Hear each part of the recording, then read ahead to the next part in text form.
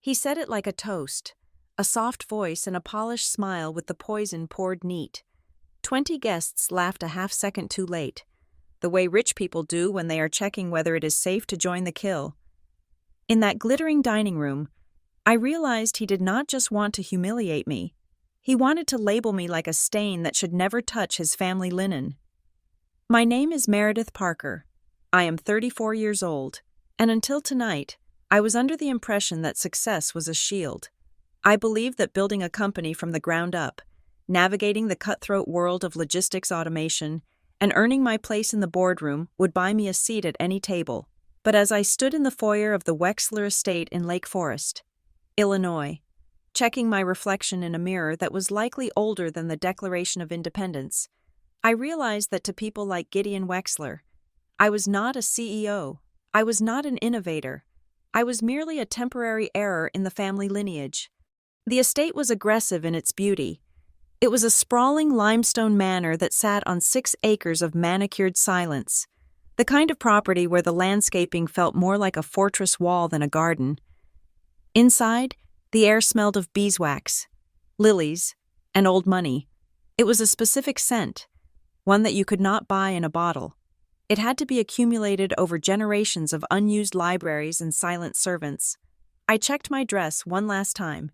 It was a midnight blue silk slip dress, understated and expensive, chosen specifically to blend in.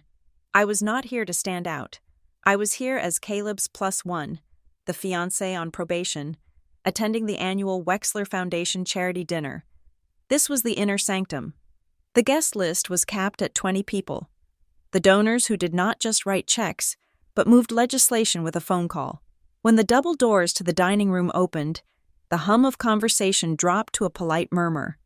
The room was bathed in the warm, golden glow of a chandelier that dripped crystal like frozen tears. The table was set with enough silverware to perform surgery, and the linens were a blinding, unforgiving white. I looked for my place card. Caleb had told me we would be sitting together, near his father. He wanted to integrate me, to show Gideon that we were a united front. I scanned the calligraphy near the head of the table. Nothing. I moved my eyes down the center. Nothing. Finally, I found it. My card was placed at the absolute far end of the mahogany table, directly next to the swinging door that led to the kitchen. It was a geographical insult.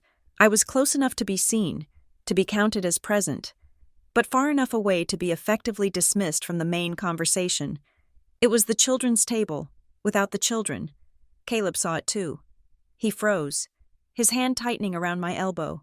I felt the tension radiate off him, a mixture of embarrassment and confusion. He looked toward the head of the table where his father, Gideon Wexler, was holding court with the senator's wife.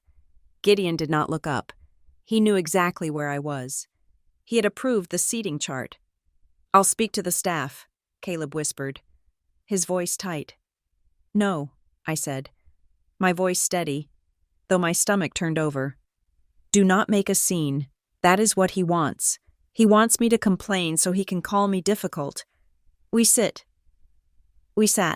Caleb, to his credit, pulled his chair slightly away from the table to angle his body toward me, trying to bridge the gap the seating chart had created. But the damage was done.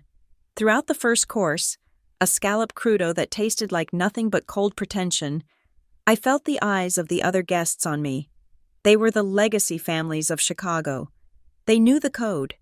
They knew that in this world, proximity to power was the only currency that mattered, and I had been bankrupted before the bread was served. The dinner progressed with the agonizing slowness of a ritual. I made polite conversation with the man across from me, a retired judge who seemed more interested in the vintage of the wine than my name. I kept my spine straight. I kept my smile fixed. I ate small bites. I played the part of the dutiful, grateful guest. Then came the toasts. Gideon stood up. He was a man of 60 who looked 50, kept young by stem cell treatments and the revitalization that comes from never hearing the word no. He wore a tuxedo that fit him like a second skin. He tapped a spoon against his crystal glass, the sound ringing out like a small, sharp bell. The room went silent instantly. The respect for Gideon was palpable, a mix of admiration and fear. He spoke about charity, about the burden of privilege, about the duty of the Wexler family to shepherd the community. His voice was soft, polished, a baritone instrument that he played with expert precision. He made eye contact with the senator, with the judge, with the heiress to a pharmaceutical fortune, and then his eyes slid down the length of the table. They bypassed Caleb. They landed on me. The silence in the room changed. It shifted from attentive to predatory. "We must always be vigilant," Gideon said, a small, benign smile playing on his lips. He lifted his glass slightly, as if toasting me. "In business and in family, we spend a lifetime building a reputation, scrubbing the marble, keeping the foundation strong. It is tireless work, because if you are not careful, if you leave the door open just a crack—" He paused. It was a theatrical pause, time to the second. "Trash tends to blow in from the street, and we simply cannot have that cluttering the house. Can we?" He did not shout. He did not point. He did not say my name. He did not have to. The context was surgical. He looked right at me, smiled that polished, poisonous smile, and took a sip of his wine. For 2 seconds, the room was a vacuum. Then, a ripple of laughter. It was late. It was hesitant. It was the sound of 20 wealthy people checking the temperature of the room. Realizing the host had made a joke, and deciding it was safer to join him than to question him, they laughed the way people laugh when they are relieved the target is not them. I felt the blood drain from my face, leaving me cold. It was not the word trash that hit me hardest. I had been called worse things in better boardrooms. It was the casualness of it. He had dehumanized me between the main course and dessert, treating my existence as a hygiene problem. I looked at Caleb. This was the moment every partner fears and hopes for, the moment where the conditioning of a lifetime clashes with the loyalty of love. Caleb looked at his father, his mouth slightly open, a piece of bread frozen halfway to his plate. Then he looked at me. I saw the conflict in his eyes. I saw the panic. He was angry. I could see the flare of it. But underneath the anger was a terrifying paralysis. He had been trained since birth to view Gideon not just as a father, but as a king. You do not interrupt the king. He hesitated. He looked down at his plate, his jaw working, his knuckles white as he gripped his fork. He did not stand. He did not speak. He did not shatter his glass on the table and demand an apology. He waited. That silence hurt more than the word trash. Gideon's insult was expected. He was a shark doing what sharks do. But Caleb's hesitation was a betrayal. It was a confirmation that in this room, under these chandeliers, I was alone. I did not wait for him to find his courage. I placed my napkin on the table. I did not throw it. I folded it once, neatly, and set it down beside my untouched plate. The movement caught the eye of the table. The laughter died down, replaced by a new, sharper tension. I stood up. My chair made a soft scrape against the floor, the only sound in the cavernous room. I looked down the length of the table, past the crystal and the flowers, straight into Gideon's eyes. He was watching me with amusement, expecting tears. He expected me to run out crying, or to scream, to prove his point that I was emotional, unstable. Trash. I adjusted the strap of my purse. "Thank you for the clarity. Gideon," I said. My voice was not loud, but it carried. It was the voice I used when I was closing a deal that I knew I had already won, even if the other side did not know it yet. It is rare to see a host so eager to reveal the exact value of his hospitality. I did not look at Caleb. I turned and walked toward the double doors. I kept my pace steady. 1, 2, 3. I could feel their eyes on my back. I could feel the judgment, the whispering starting up before I had even cleared the threshold. Who does she think she is? Walking out on Gideon Wexler?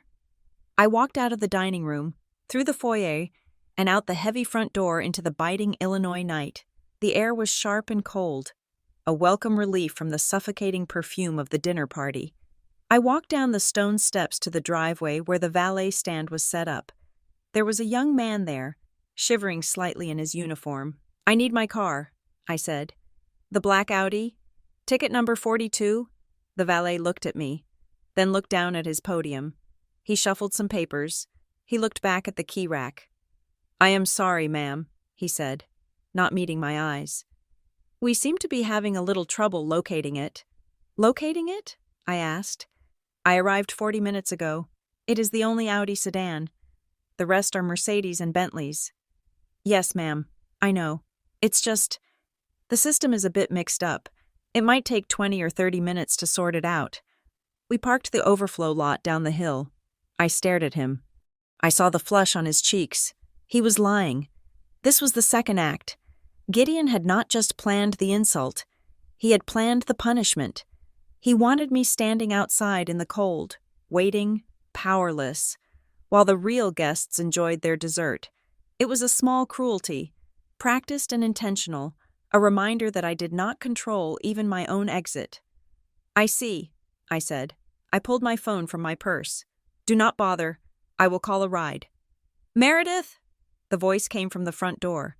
Caleb was running down the steps, his tuxedo jacket unbuttoned, his hair slightly disheveled. He looked frantic. He stopped a few feet away from me, breathing hard. "Meredith, wait, please." I looked up from my phone. I did not step toward him. "I am so sorry," he said, his hands reaching out but stopping short of touching me. He didn't mean it like that. It was a joke. A sick, terrible joke. You know how he is when he drinks? He was drinking water. "Caleb," I said. "I'll handle him," Caleb insisted, his voice rising in desperation. "I'll go back in there and I'll talk to him. I'll make him apologize. I promise. Just come back inside. Don't leave like this. It looks like what?" I asked, cutting him off. "It looks like I have self-respect?" "It looks like a tantrum," he pleaded. "If you leave now, he wins. He thinks he got under your skin. Please, just come back. Finish the night. We'll deal with it in the morning. I promise I will fix it." I looked at the man I had agreed to marry. He was handsome, charming, and kind, but standing there in the shadow of his father's house, begging me to swallow poison so the dinner party would not be awkward. He looked incredibly small. "Caleb," I said softly, "this isn't a tantrum. It's a value." "What does that mean?" "It means that you stood there and watched your father call me garbage in front of 20 people, and you checked your placement on the social ladder before you checked to see if I was bleeding." "I was shocked," Caleb protested. "I froze. I'm human." "You are a Wexler," I said, "and tonight, that meant more to you than being my partner." I turned back to the valet. "I am walking to the gate. Do not follow me with the car." I started walking down the long, winding driveway. The gravel crunched under my heels. It was a mile to the main road, but I did not care. I needed the walk. I needed the cold air to freeze the tears that were threatening to spill. Caleb called after me once more, but his voice was weak, swallowed by the wind. He did not run after me. He did not leave the estate. He stayed within the perimeter, just as he had been trained to do. As I walked into the darkness, away from the glowing lights of the mansion, the humiliation began to recede, replaced by something colder and harder. I thought about the way Gideon smiled. I thought about the specific word he used. Trash. He thought I was powerless because I did not have his last name. He thought I was fragile because I did not have his inheritance. He thought he could dispose of me because he assumed I was just another social climber trying to grab a rung on his ladder. He had no idea. I reached the main road and saw the headlights of the rideshare approaching. I got in, sinking into the back seat. "Where to?" the driver asked. I looked out the window back toward the estate, hidden now behind the trees. "Chicago," I said. "Downtown." I did not lean back and cry. I did not call my mother. I took out my phone and unlocked it. I pulled up my calendar. Then I opened my notes app. I was not escaping. I was regrouping. Gideon Wexler had made a fatal error tonight. He thought he had shamed me into submission, but all he had done was clarify the rules of engagement. He wanted a war? Fine. I would not fight him with wine glasses and witty comebacks at a dinner table. I would fight him in the one place he thought he owned. I watched the skyline of Chicago appear in the distance, glittering like a circuit board. Trash, I thought, letting the words settle in my mind like a stone. If he wanted to call me trash, I would show him exactly what trash could do when it decided to take out the garbage. The heater in the rideshare was blasting dry. Recycled air that smelled faintly of pine and gasoline, but I could not feel it. My skin was still burning from the dinner. It was a cold burn, the kind that sits deep in your marrow and waits for you to stop moving so it can freeze you solid. I watched the highway lights blur past the window, streaks of red and white bleeding into the darkness. I was not crying. Crying implies hurt, and I was past hurt. I was calibrating. My phone buzzed against my palm. I looked down, expecting to see Caleb's name again. He had called 4 times since I walked past the gate. I had let every single one go to voicemail. I was not ready to hear his apologies, because I knew they would be apologies for his father's behavior, not for his own silence, and frankly, I did not know which was worse.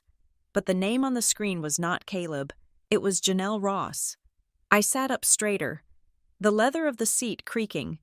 Janelle was my chief of staff at Blue Grove Circular Systems. She did not call me at 9 o'clock on a Friday night unless something was on fire, or unless someone was trying to set something on fire. I slid the answer icon across the screen. "I am in a car," I said, skipping the hello. "Is the server down?" "Servers are fine." Janelle's voice was crisp, cutting through the static of my thoughts like a scalpel. But the timeline just shifted. I just got an email from Gideon Wexler's team. His VP of Operations, specifically. My hand tightened around the phone. Of course, the dinner was not just a social execution, it was a distraction. "What do they want?" I asked. "They want to move the signing for the logistics partnership to Monday morning," Janelle said. 9 o'clock sharp. They sent over a revised term sheet about 20 minutes ago.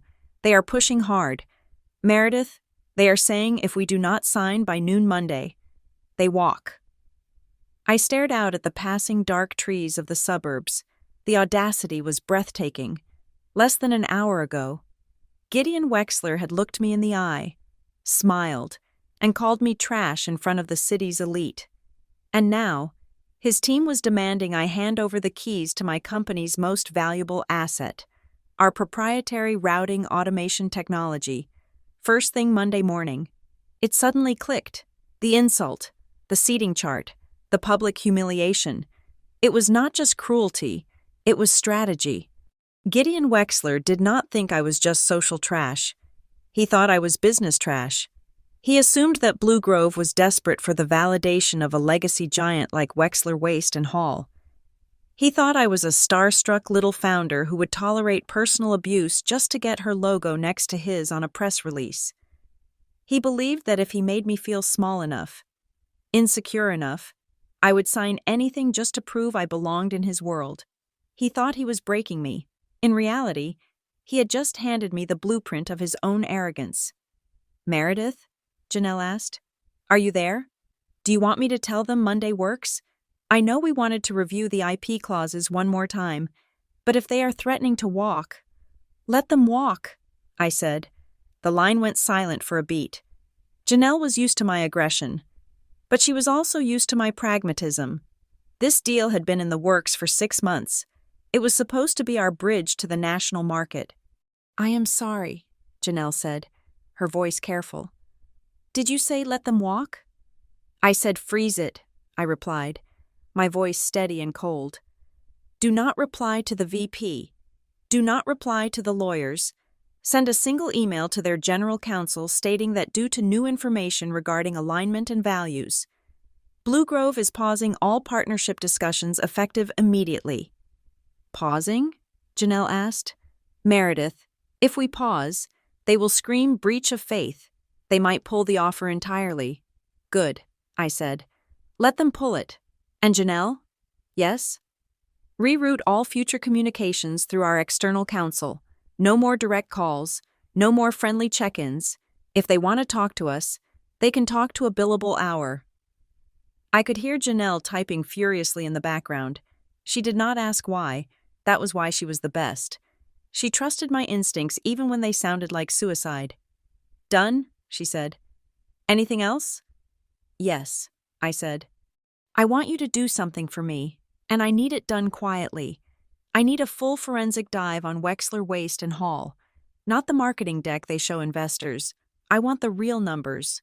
We did due diligence, Janelle reminded me. Their balance sheet is strong. Their balance sheet is what they want us to see, I countered. I want you to look at their debt covenants.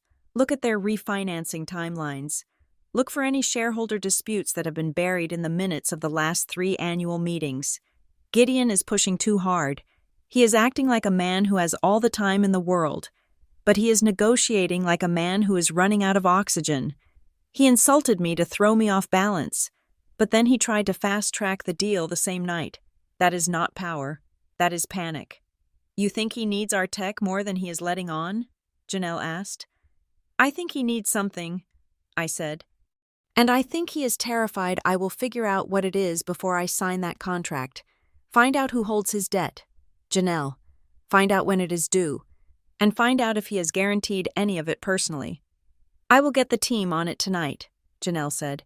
We will have a preliminary report by Sunday afternoon. Thank you, I said. And Janelle?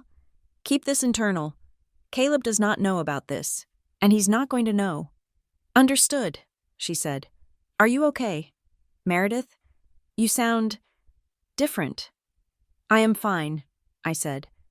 I am just seeing things clearly for the first time in a long while. Good night. Janelle. I hung up the phone and tossed it onto the empty seat next to me. I closed my eyes and leaned my head back. The adrenaline was fading, replaced by a cold, sharp clarity. Gideon Wexler had made a mistake. He looked at me and saw a girl from nowhere who had scrapped her way into a decent college and built a logistics startup. He saw someone he could bully. He did not know about the other side of my ledger. He did not know that Blue Grove was not my only asset. He did not know about the separate investment vehicle I had established 3 years ago. A quiet LLC buried under layers of boring paperwork, funded by early crypto exits and a very lucky short position I had taken on the housing market a few years back. It was my war chest. It was my in case of emergency fund. I kept it private because I liked people underestimating my liquidity. I liked them thinking I needed their funding rounds. Gideon thought he was looking at a beggar. He did not realize he was looking at a bank. The car slowed down as we hit the traffic of the city. The skyline of Chicago rose up before us, a wall of steel and glass against the black sky. It was beautiful and brutal. It was a city built by people who understood that power was not given. It was taken. Usually while the other person was not looking. My phone lit up again. Caleb. I stared at the screen. I could picture him perfectly. He would be standing in the hallway of his father's mansion, probably loosening his tie, looking frantic. He would be rehearsing his speech to me. He is just old-fashioned. He did not mean it. You are overreacting. Please, baby. Do not ruin this for us. He wanted to be the peacemaker. He wanted to bridge the gap between the man who controlled his inheritance and the woman he claimed to love. But you cannot build a bridge when one side is throwing grenades. I reached over and silenced the phone. I did not turn it off. I wanted him to call. I wanted him to see that I was ringing, and ringing, and ringing, and that I was choosing not to answer. Let him sit in the silence. Let him feel a fraction of the powerlessness I had felt when I stood alone by that valet stand. I needed to know who he was. Was he a partner? Or was he just another passenger on the Wexler family yacht? Terrified of rocking the boat? Tonight, he had looked like a passenger. If he wanted to be more than that, he was going to have to swim to shore on his own. I was not throwing him a line. The car turned onto my street. The familiar sight of my apartment building calmed me. It was modern, angular, and paid for. It was mine, everything in my life, I had built. Every dollar, every contract, every relationship. I had not inherited a legacy. I had constructed one. And Gideon called that trash. I paid the driver and stepped out onto the sidewalk. The wind off the lake was fierce here, whipping my hair across my face. I stood there for a moment, looking up at the penthouse where I lived. Gideon Wexler lived in a fortress in the suburbs because he wanted to keep the world out. I lived in the heart of the city because I wanted to be where the fight was. I walked into the lobby, my heels clicking on the marble floor. The night concierge, a man named David who had been working there for 10 years, looked up and smiled. "Good evening, Ms. Parker," he said. "You are back early." "Plans changed. David," I said, "if anyone comes looking for me, anyone at all, I am not here. Is that clear?" He saw the look in my eyes. He nodded once, professional and discreet. "Crystal clear, Miss Parker. Have a good night." I took the elevator up to the 42nd floor. When the doors opened, I walked into my apartment and did not turn on the lights. I walked straight to the floor-to-ceiling windows that looked out over the city. Chicago was a grid of amber and white light, stretching out endlessly. Somewhere out there, in one of those glass towers, was the headquarters of Wexler Waste and Haul. It was a company built on garbage, literally. They moved trash. They buried trash. They burned trash. And they made billions doing it. Gideon thought that made him royalty. He thought that because he moved the waste, he was clean. I pressed my hand against the cold glass. He had called me trash to keep his family name clean. He wanted to scrub me out. I looked at the reflection of my own eyes in the window. They were dark, hard, and completely dry. "Okay, Gideon," I whispered to the empty room. "You want to talk about trash? Fine." I turned away from the window and walked toward my home office. I had work to do. I had a term sheet to kill, a lawyer to brief, and a forensic accounting team to direct. If he wanted to call me trash, I was going to show him exactly what trash really runs. I was going to show him that while he was busy inheriting the world, I had been busy learning how to buy it, and the next time we met, I would not be sitting at the kids' table. I would be sitting at the head of the board, and he would be the one waiting for permission to speak. Naomi Sutter does not believe in small talk. She does not believe in condolences. She does not believe in wasted motion, and she certainly does not believe in the healing power of forgiveness. Naomi believes in leverage. That is why she has been my personal attorney since I founded Blue Grove, and that is why she was the only person I wanted to see on a Sunday morning while the rest of Chicago was nursing brunch mimosas. Her office was in a glass needle of a building overlooking the river. It was silent, sterilized, and cold. Naomi sat behind a desk that looked like a slab of black ice. Her white hair cut in a bob so sharp it could probably sever a contract just by brushing against it. She did not offer me coffee. She pushed a thick file folder across the obsidian surface toward me. "You were right," she said. Her voice was dry, like paper rustling. "Gideon Wexler is not just arrogant. He is insolvent." I picked up the file. It was heavy. "How bad is it?" "It is terminal," Naomi said, leaning back in her chair and steepling her fingers. "If he were a horse, we would be legally required to shoot him." I opened the folder. The numbers were dense, columns of black and red that told a story of an empire rotting from the inside out. I scanned the executive summary Janelle's team had compiled, and Naomi had verified. It was worse than I had imagined during my car ride home. "Walk me through it," I said, keeping my eyes on the pages. "The headline is Debt," Naomi said. "Wexler Waste and Haul has nearly $800 million in outstanding loans. Most of it is tied to fleet modernization projects that never actually happened. But the real problem isn't the amount. It is the timeline. He has a balloon payment of $150 million due in 90 days. He does not have the cash." "He is a billionaire," I said, playing devil's advocate. "He can refinance." "He could," Naomi corrected. "If his books were clean. They are not.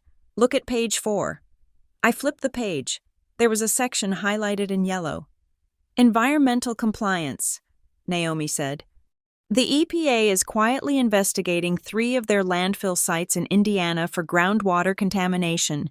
It is not public yet, but the banks know.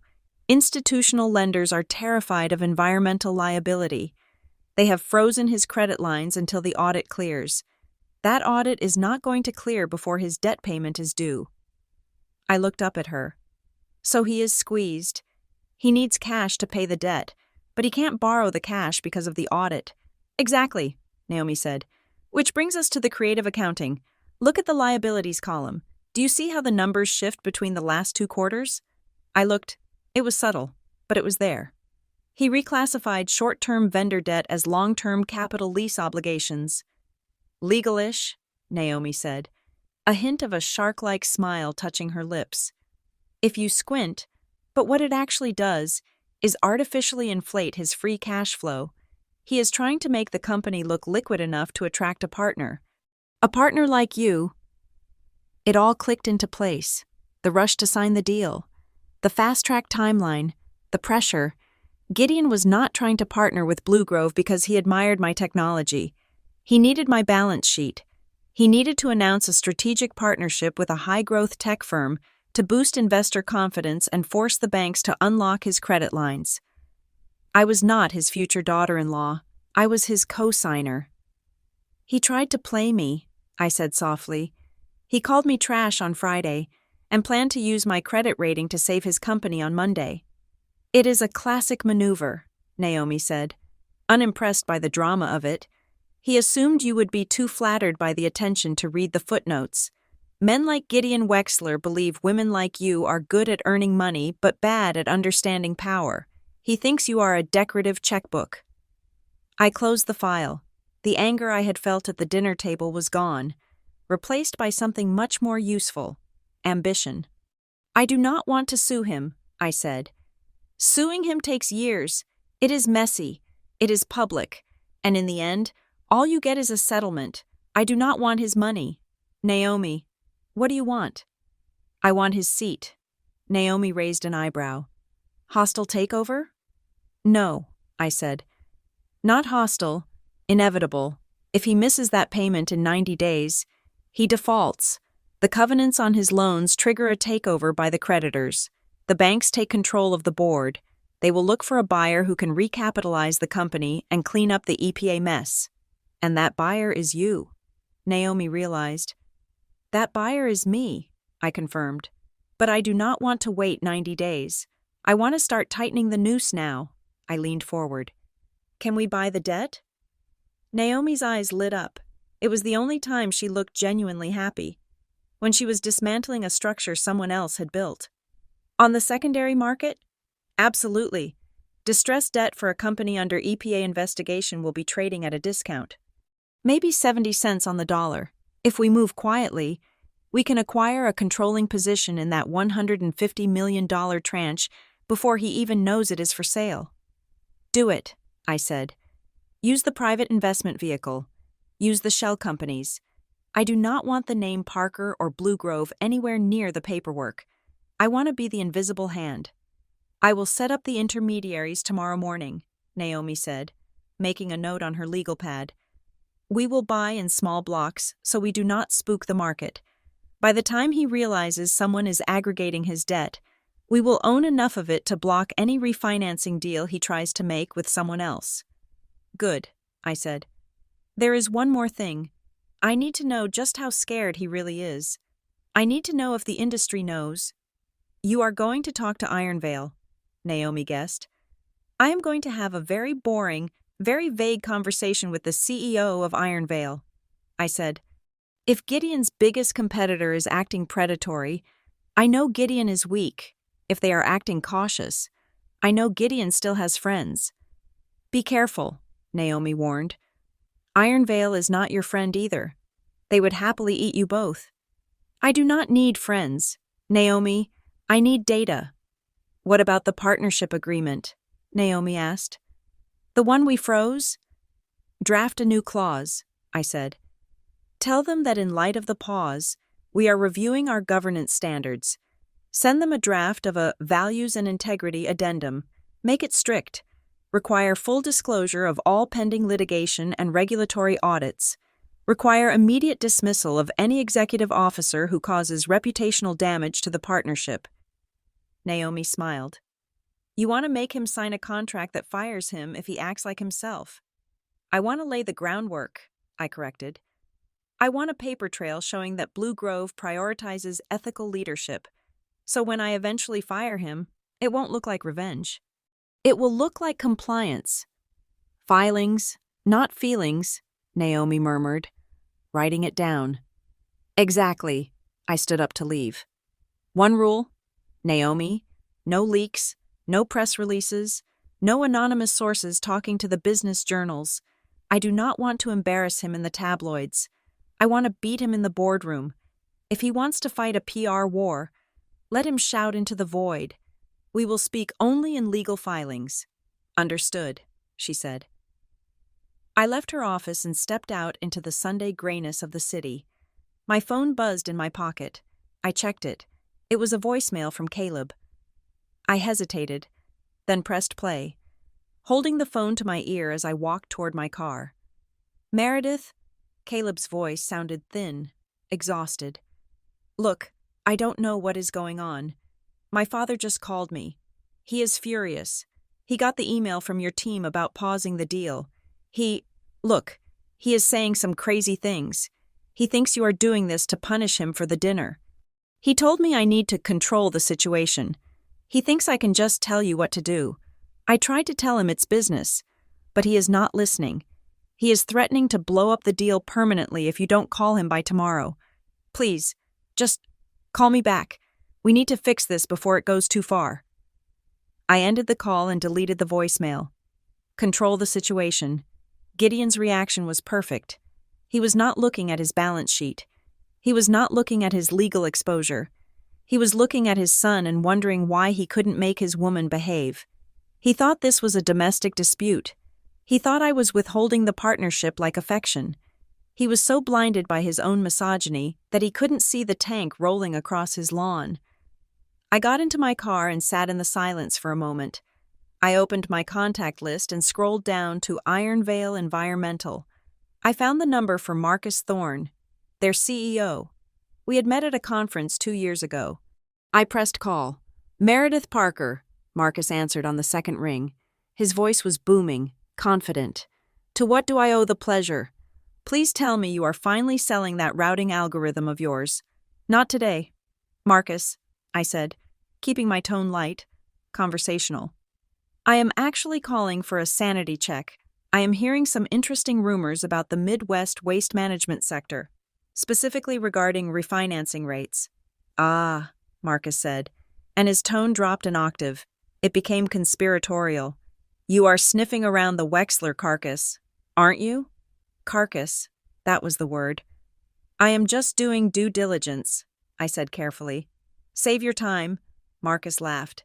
The word on the street is that Gideon is radioactive.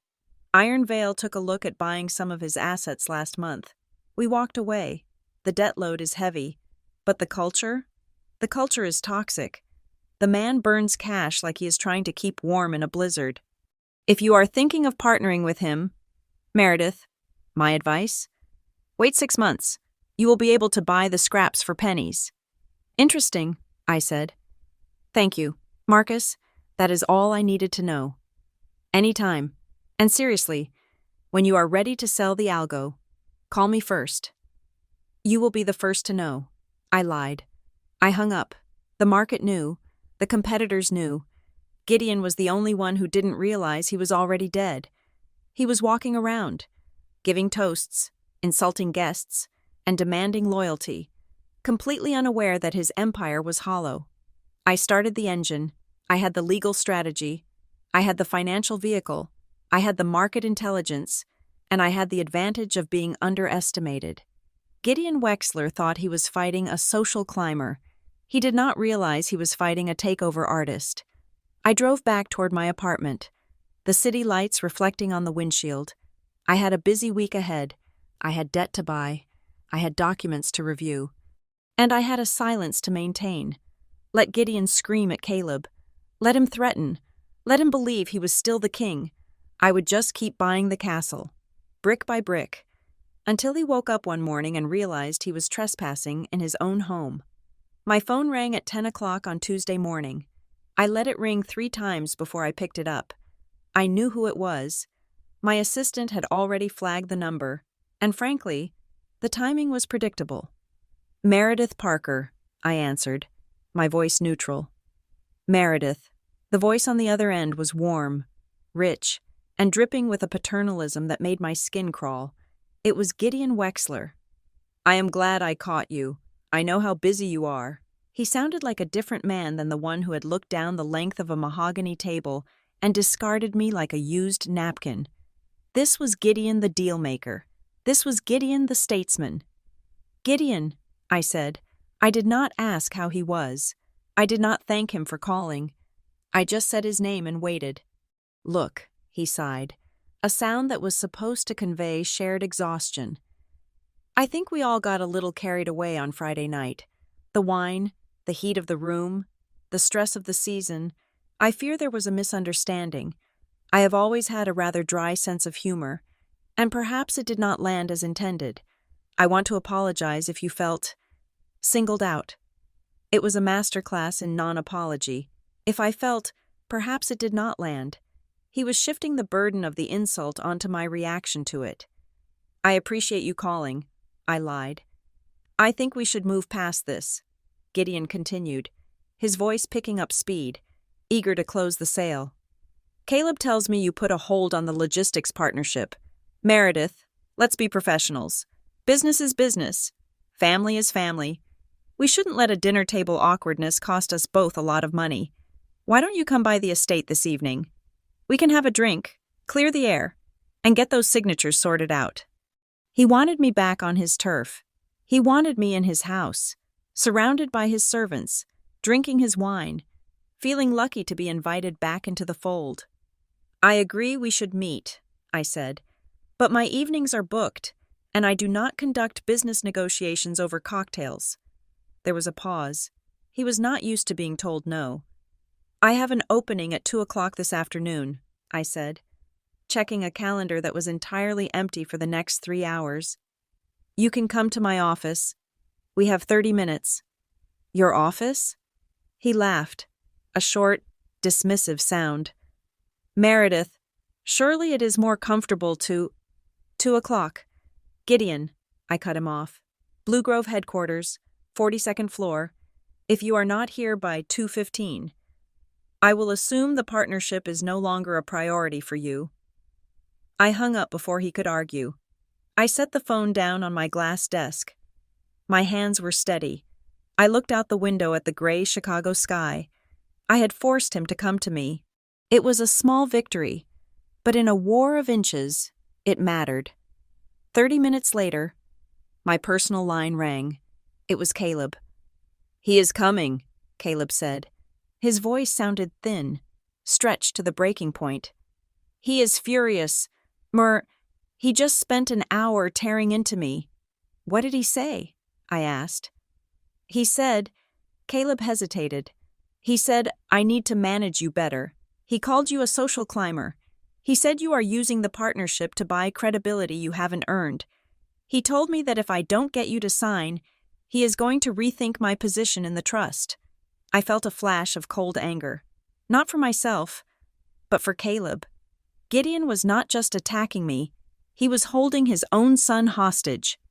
He is scared, Caleb, I said softly. He doesn't look scared, Caleb whispered. He looks ready to kill someone. I am coming with him. I can't let him do this alone. I need to be there. Good, I said. I want you there. Please. Caleb's voice cracked. Just hear him out. Don't provoke him. He is on the edge. If we can just get through this meeting and sign the deal, things will calm down. Please. I will see you at 2, I said, and hung up. I spent the next 3 hours preparing.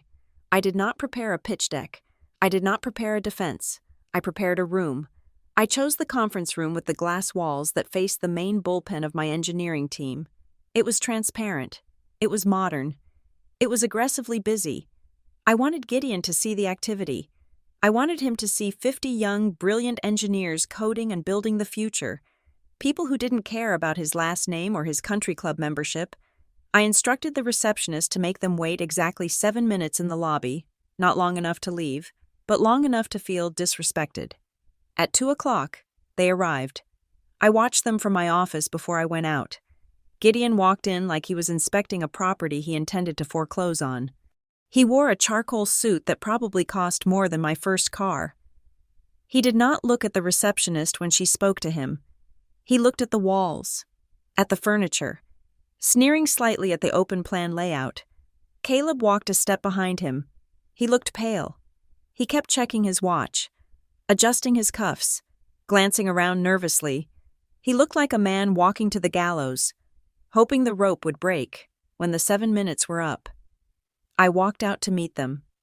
"Gideon," I said, extending a hand but not smiling. "Caleb." Gideon took my hand. His grip was firm, dominant. He held it a second too long, a subtle power move. "Meredith," he said, looking around the lobby. "Quaint, very energetic. It reminds me of the startups we used to fund in the late 90s, before the crash." "This way," I said, ignoring the jab. I led them into the glass conference room. I sat at the head of the table. I gestured for them to sit. Gideon sat to my right, Caleb to my left. "Coffee?" I asked. "No," Gideon said. "Let's keep this brief. I have a board dinner at 6. "Fine," I said. I clasped my hands on the table. "You have the floor." Gideon leaned back in his chair. He looked comfortable, relaxed. He unbuttoned his jacket. "Look, Meredith," he began, his tone shifting to that of a wise mentor talking to a promising but misguided student.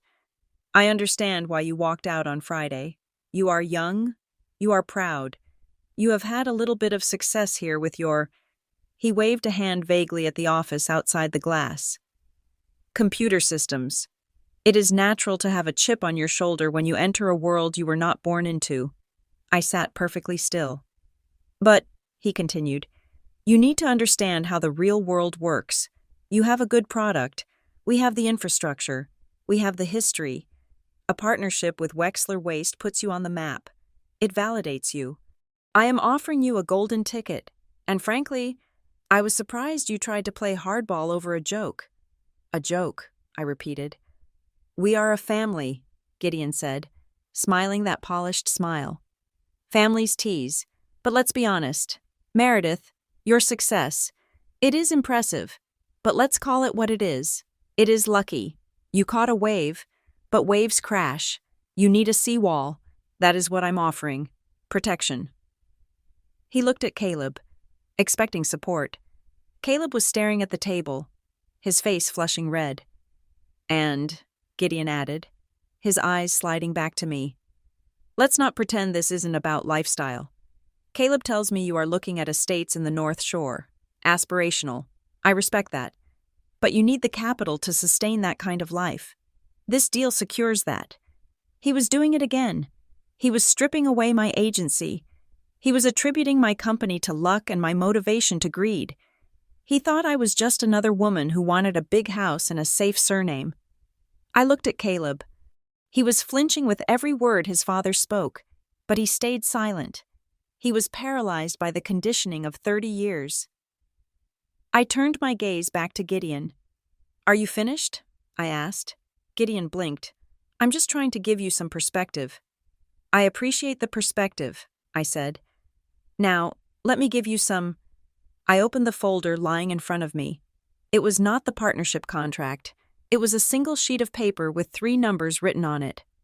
"I am not freezing the partnership because of my feelings, Gideon," I said. My voice was calm, conversational. "I am freezing it because I do not partner with distressed assets." Gideon laughed. It was a loud, barking sound. "Distressed? Meredith, we are the market leader." "You have $800 million in debt," I said. The laugh died in his throat. "Standard leverage," he dismissed quickly. "Cost of doing business. You have a balloon payment of $150 million due in exactly 89 days. I continued. Gideon shifted in his chair. The leather creaked. We are in the middle of a refinancing cycle. It is routine. It would be routine, I said, leaning forward slightly.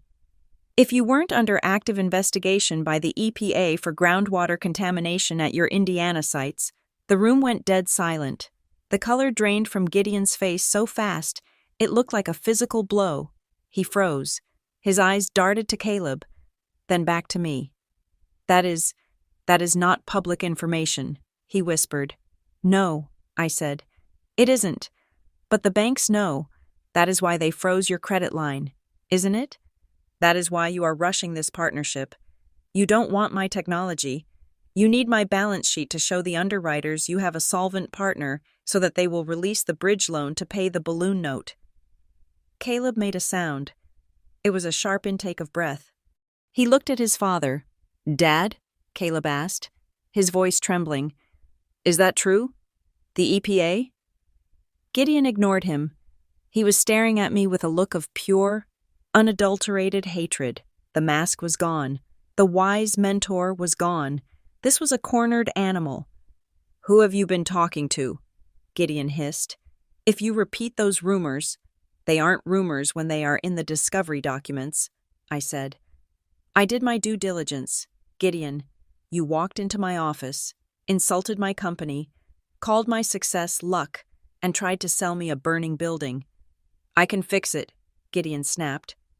It is a minor compliance issue, a paperwork error. Once the deal is signed, the capital flows, and we settle the fine. It goes away. It doesn't go away, I said. Not for me. I run a clean shop. I do not attach my name to environmental negligence. You need this deal, Gideon threatened, leaning over the table. You need the distribution. I don't need anything from you, I said. But you? You are running out of time. I looked him dead in the eye. Do you know who controls your refinancing timeline? I asked. Gideon sneered.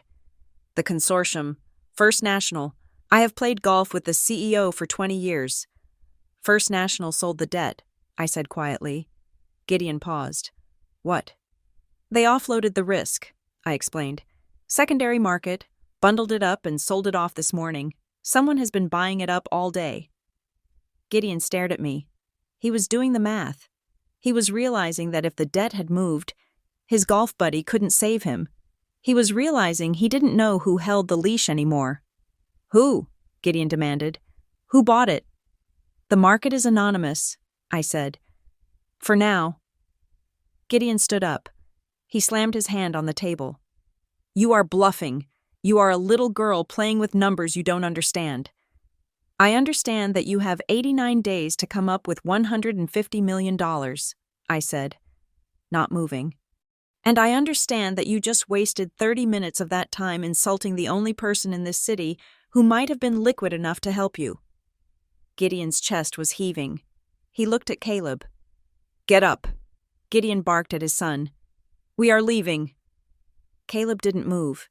He was staring at his father with wide, horrified eyes. You lied, Caleb said. It wasn't a question. You told the board the refinancing was locked. You told me the EPA audit was just a formality. It is a formality, Gideon shouted. Get up, Caleb, now. Caleb looked at me. He saw the folder on my desk. He saw the calm certainty in my face. Then he looked back at his father, the man who had controlled every aspect of his life, the man who was currently vibrating with a mix of rage and terror. You knew, Caleb said to his father, his voice gaining strength. You knew the company was in trouble, and you tried to use Meredith to bail us out without telling her. You weren't managing her. You were conning her.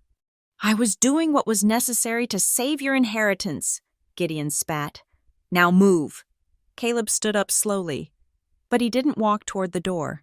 He walked toward the window, putting distance between himself and his father. I am not going with you, Caleb said. Gideon froze.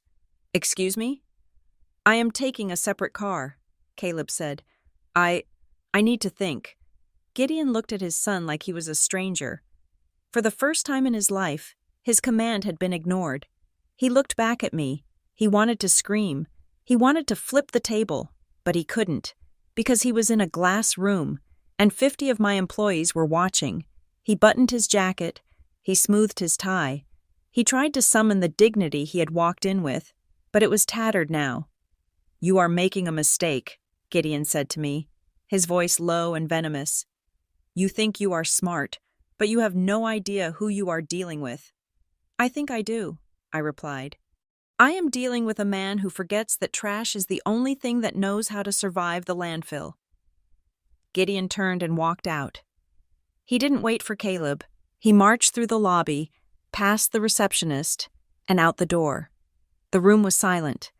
Caleb stood by the window, his back to me.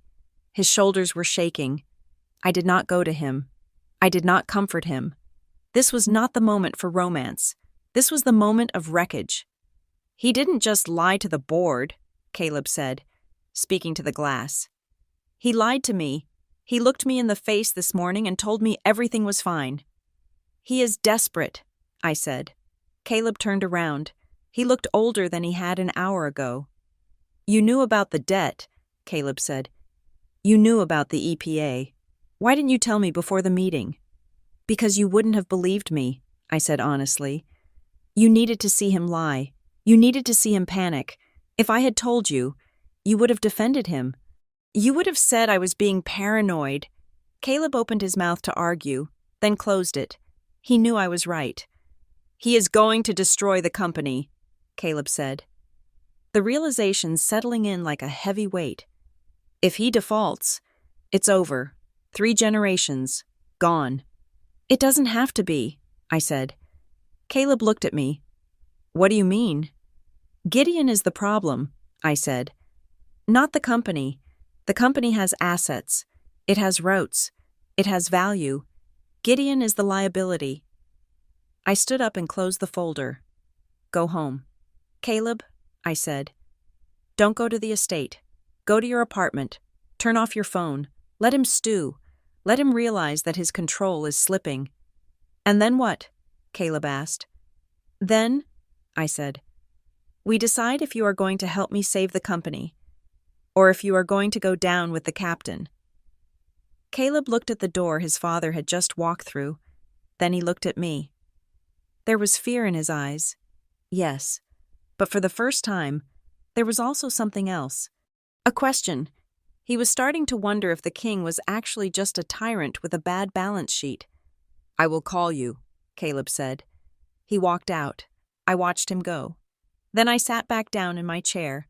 The meeting had lasted exactly 22 minutes. I picked up my phone and dialed Naomi. "He was here," I said. "He knows the debt has moved. He is scared." "Good," Naomi said. "We just secured another 10% block. We are crossing the threshold. Meredith, by Friday, we will be the largest single debt holder." "Keep buying," I said. "I want it all." I hung up. Gideon had called my taste aspirational. He was right. I aspired to own everything he thought was his, and I was just getting started. 2 days after Gideon Wexler stormed out of my office, the silence from the Wexler estate was deafening, but the noise in the financial markets was loud enough to shatter glass. My attorney, Naomi, confirmed that Gideon had spent the last 48 hours frantically calling every private equity firm from New York to London, trying to find a white knight to buy out his debt. He found no one. The reason was simple. No one wants to catch a falling knife, especially one that is coated in toxic sludge and EPA violations. By Thursday morning, the reality had set in. The invisible hand squeezing his throat was not going to let go. At 10 o'clock, my assistant buzzed me. "Mr. Wexler is on line 1, she said. "He says it is urgent. He says he is done playing games with intermediaries." I picked up the phone. "Meredith," Gideon's voice was tight, stripped of the fake warmth he had used previously. "I am done talking to you. I want a meeting with the principal." "The principal?" I asked, feigning ignorance. "The money," Gideon snapped. "I know you are just the face of this operation. A logistics startup does not have the liquidity to absorb $150 million in distressed debt. You are fronting for someone. A hedge fund? A competitor? I do not care. I want a meeting with the person who actually signs the checks. Today. He still did not get it. Even with his empire crumbling, his worldview could not accommodate the idea that the woman he had dismissed as a social climber could be the one holding the axe. He assumed I was a puppet. Fine, I said. The principal will meet you. 2:00, same room. Tell him to bring the settlement paperwork, Gideon demanded. I will pass that along, I said, and hung up. I spent the next 4 hours preparing the room. I chose the same glass conference room as before. But I adjusted the lighting. I wanted it bright, unforgiving. I wanted every pore, every bead of sweat, and every twitch of hesitation to be visible. This was not just a meeting. It was an autopsy of his ego. I cleared the table of everything except a single notepad and a carafe of water. There would be no hiding places. At 2:00, Gideon arrived. This time, he did not bring Caleb. He came alone, flanked by his general counsel, a man named Sterling who looked like he had not slept in a week. Sterling was carrying a briefcase thick enough to stop a bullet. Gideon was carrying nothing but his arrogance, though it was noticeably frayed around the edges. I was already seated at the head of the table when they walked in. The glass walls exposed us to the entire office floor. My team was working, phones ringing, screens flashing, a hive of productivity that stood in stark contrast to the stagnant, rotting legacy Gideon was trying to defend. Gideon stopped at the door, scanning the room. He looked at the empty chairs. He looked at me. Where is he? Gideon asked. Have a seat. Gideon, I said, gesturing to the chair opposite me. I told you, Gideon said, his voice rising, drawing the attention of a few engineers outside the glass. I am not here to negotiate with the messenger. I am here to speak to the decision-maker, the person who controls the debt vehicle. I am not wasting my breath on a future daughter-in-law who thinks she is playing banker. Sit down, I said. My voice was not loud, but it had the weight of absolute authority. Sterling, the lawyer, touched Gideon's arm. Gideon, please. Gideon glared at me, then pulled out the chair and sat. He looked like a man tolerating a rebellious child. Fine, Gideon said, checking his watch. When do they arrive? They are already here, I said. I leaned forward, clasping my hands on the pristine white table. I am the decision-maker. Gideon, I am the sole owner of the LLC that purchased your debt. I am the majority shareholder of Blue Grove. And I am the only person in this room who can decide whether your company declares bankruptcy on Monday morning. Gideon stared at me. He blinked. Once, twice, a smile tugged at the corner of his mouth. A reflex of disbelief. Don't be ridiculous, he scoffed. Blue Grove is a Series B startup. You have revenue, sure, but you do not have that kind of capital. You are talking about 9 figures of liquid cash. Who is backing you? Is it Iron Veil? Is it the Saudis? It is me, I said calmly. You made a common mistake, Gideon. You assumed that because you only see me at social events.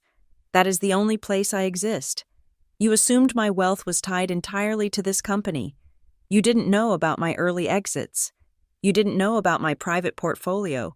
You didn't bother to look, because you don't research people you consider beneath you.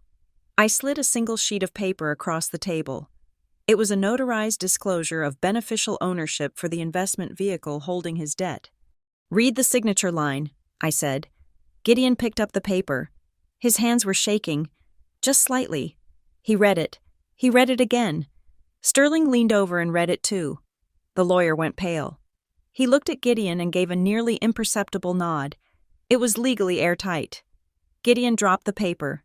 He looked at me, and for the first time, I saw the fear truly take hold. It was not the fear of losing money. It was the fear of cognitive dissonance. The world where Meredith Parker, the trash, owned him was a world he could not process. This, Gideon stammered, this is a hostile action. You are leveraging a personal grievance to destroy a legacy business.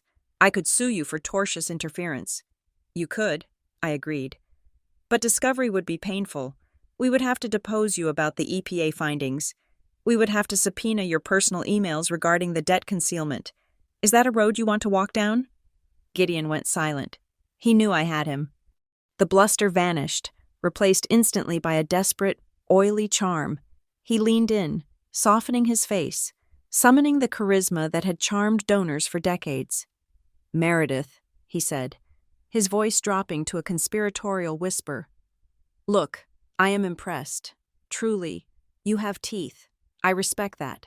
I underestimated you, and I apologize. You are clearly a Wexler at heart. You have the killer instinct." He reached out as if to pat my hand, then thought better of it. "We can work this out," he continued. "You want a seat at the table? You have it. We will put you on the board. We will announce the partnership. Hell, I will give you equity in the holding company. We can run this city together, you, me, and Caleb. Think about the power of that alliance. Why destroy what you can inherit?" I watched him pivot. It was seamless. One minute I was an enemy. The next I was a prodigy. It was sickening. "I am not interested in inheritance," I said coldly. The charm flickered. Gideon saw it wasn't working, so he switched to intimidation. His eyes narrowed. "You think you can bully me?" he growled. "I have friends in this town. Meredith, powerful friends, judges, senators. If you try to foreclose on my company, I will bury you in litigation for 20 years. I will make sure Blue Grove never gets another municipal contract in Illinois. I will torch your reputation until you can't get a table at a diner, let alone a charity gala." "Your friends," I interrupted, "are the ones who sold me your debt. They did not want to be in the blast radius when the EPA fines hit. You have no friends. Gideon, you have liabilities." He slammed his fist on the table. "What do you want? Money? A payout? Name the number. I will buy the debt back at a premium. 110 cents on the dollar." "I do not want your money," I said. "Then what is this?" he shouted, gesturing at the glass walls. "Is this just revenge?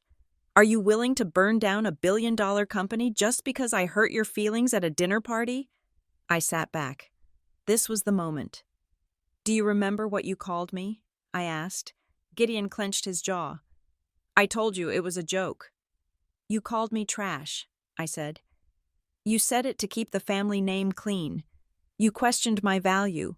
You questioned my breeding. You decided, in front of our peers, that I was a stain on your reputation." "So this is a tantrum," Gideon sneered. "A very expensive tantrum."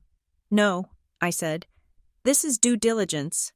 I opened a second folder. "You assume I bought this debt on Monday morning because I was angry," I said. "But that is impossible. Gideon, due diligence on a transaction of this size takes weeks. The legal structuring takes a month." I paused, letting the timeline sink in. "I didn't start buying your company after the dinner," I revealed. "I started buying it 4 months ago." Gideon froze. His mouth opened slightly. "I have been tracking your financials for a year," I continued. "I noticed the cash flow irregularities last spring. I noticed the vendor payments were arriving late. I saw the weakness long before you insulted me. The dinner didn't make me buy your company. Gideon, the dinner just confirmed that you were too arrogant to see it coming." The realization hit him like a physical blow. He slumped back in his chair. He wasn't the victim of a sudden vendetta.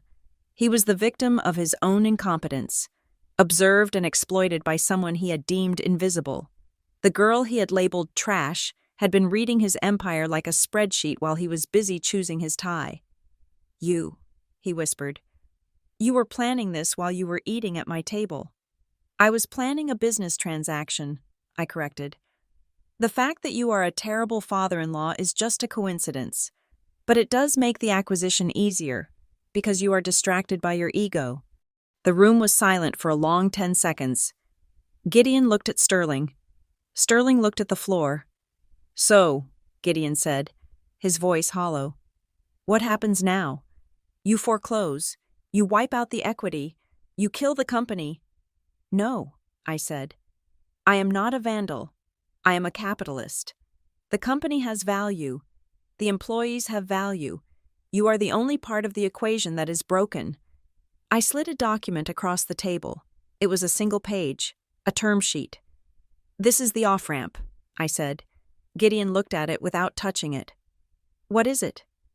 A restructuring agreement, I explained. You will agree to a voluntary leadership transition. You will step down as CEO, effective immediately. You will transition to a non-executive chairman role with no voting rights and no operational control. You will allow an independent audit committee to clean up the EPA violations, and in exchange, I will refinance the debt. I will inject the capital needed to save the company from bankruptcy. Your shares will be diluted, but they will not be worthless. You keep the estate, you keep the title, you keep the dignity of a planned retirement. It was a generous offer. It saved his fortune. It saved his reputation. All he had to give up was his power. Gideon stared at the paper. I could see the wheels turning. He was weighing the humiliation of stepping down against the annihilation of bankruptcy. A rational man would sign. A businessman would sign. But Gideon Wexler was not a businessman. He was a king, and kings do not abdicate to the commoners they invited to the feast. He looked up at me. His eyes were cold, hard stones. You want me to retire, he said. You want me to hand you the keys to my father's company. You want me to sit in my house and wait for my allowance while you run my legacy. I want you to save what is left of it, I said. No, Gideon said. He stood up. He did not shout this time. He smoothed his suit jacket with a terrifying calmness. I built this city, Gideon said. I have survived strikes, recessions, and indictments. I will not be retired by a girl who got lucky with an algorithm. If you walk out that door, I warned, the offer expires. The next time we speak, it will be a foreclosure hearing. Do your worst, Gideon spat. I will find the money. I will find a lender who understands loyalty. And when I do, Meredith, I will spend the rest of my life making sure you regret the day you learned how to read a balance sheet. He turned to Sterling. We are leaving. Sterling looked at the term sheet on the table, then at me. He looked like he wanted to grab the pen and sign it himself, but he followed his client. I watched them walk out. Gideon held his head high, marching toward the elevator with the delusional confidence of a man walking off a cliff. He believed his own myth. He believed that simply being Gideon Wexler was collateral enough. He was wrong. I picked up the term sheet and shredded it. He had made his choice. He had chosen pride over survival. He had chosen to be right rather than to be rich. I picked up my phone and dialed Naomi. He refused, I said. I am not surprised, Naomi replied. Ego is the most expensive luxury item in the world. Prepare the filings, I said. He wants a war? We will give him a war. Contact the minority shareholders. Initiate the governance review. And Naomi? Yes? Make sure the process is agonizingly transparent. I want every single board member to see exactly why the king has no clothes. I hung up and looked out at the city. The sun was setting, casting long shadows across the skyline. Gideon thought he was fighting for his company. He didn't realize he was already fighting for his epitaph. He had called me trash. I was about to show him that trash is the only thing that never goes away. It piles up, it accumulates, and if you do not handle it with respect, it eventually buries you. The war room was not dramatic. It was just a conference room on the 42nd floor of Blue Grove headquarters, filled with 3 forensic accountants, my attorney Naomi, and enough coffee to power a small suburb. We were not hacking into mainframes. We were not rappelling down elevator shafts. We were doing something far more dangerous to a man like Gideon Wexler. We were reading. Most people assume corporate espionage is about stealing secrets, but the most damaging secrets are usually hiding in plain sight. Buried in the boredom of quarterly reports and vendor disclosures, we had been digging for 48 hours straight, looking for the mechanism Gideon was using to bleed his company dry. We knew the money was leaving, but we did not know where it was going. Then, at 3 o'clock on Wednesday afternoon, one of my junior analysts, a sharp kid named David, cleared his throat. "Meredith," he said, staring at a spreadsheet on his laptop. "I think you need to look at the vendor payments for the Indiana sites. Specifically, a company called Northlake Remediation Services." I walked over and looked at the screen. "I have never heard of them," I said. "Wexler usually handles remediation in-house." "Exactly," David said. "But for the last 3 years, they have been outsourcing the groundwater testing and cleanup at the Indiana landfills to Northlake. The contract is worth $4,500,000 a year. That is 300% above the market rate." "Who owns Northlake?" Naomi asked, stepping up behind me. "That is the interesting part," David said. "Northlake is an LLC registered in Delaware, blind trust. But I cross-referenced the authorized signatories on their invoices with the Wexler Waste Visitor Logs." He pulled up a second window. "The invoices are signed by a man named Arthur Vance." David said, "I knew that name." Arthur Vance was not a waste management expert. He was a retired real estate developer who spent 6 months of the year in Palm Beach. More importantly, he was the godfather of Gideon's daughter. He and Gideon had been playing tennis together since the Reagan administration. "It is a kickback," I said, the realization settling in cold and heavy. "Gideon is paying his best friend $4.5 million a year to do work that should cost $1 million. And I bet Northlake isn't even doing the work. That is why the EPA is investigating.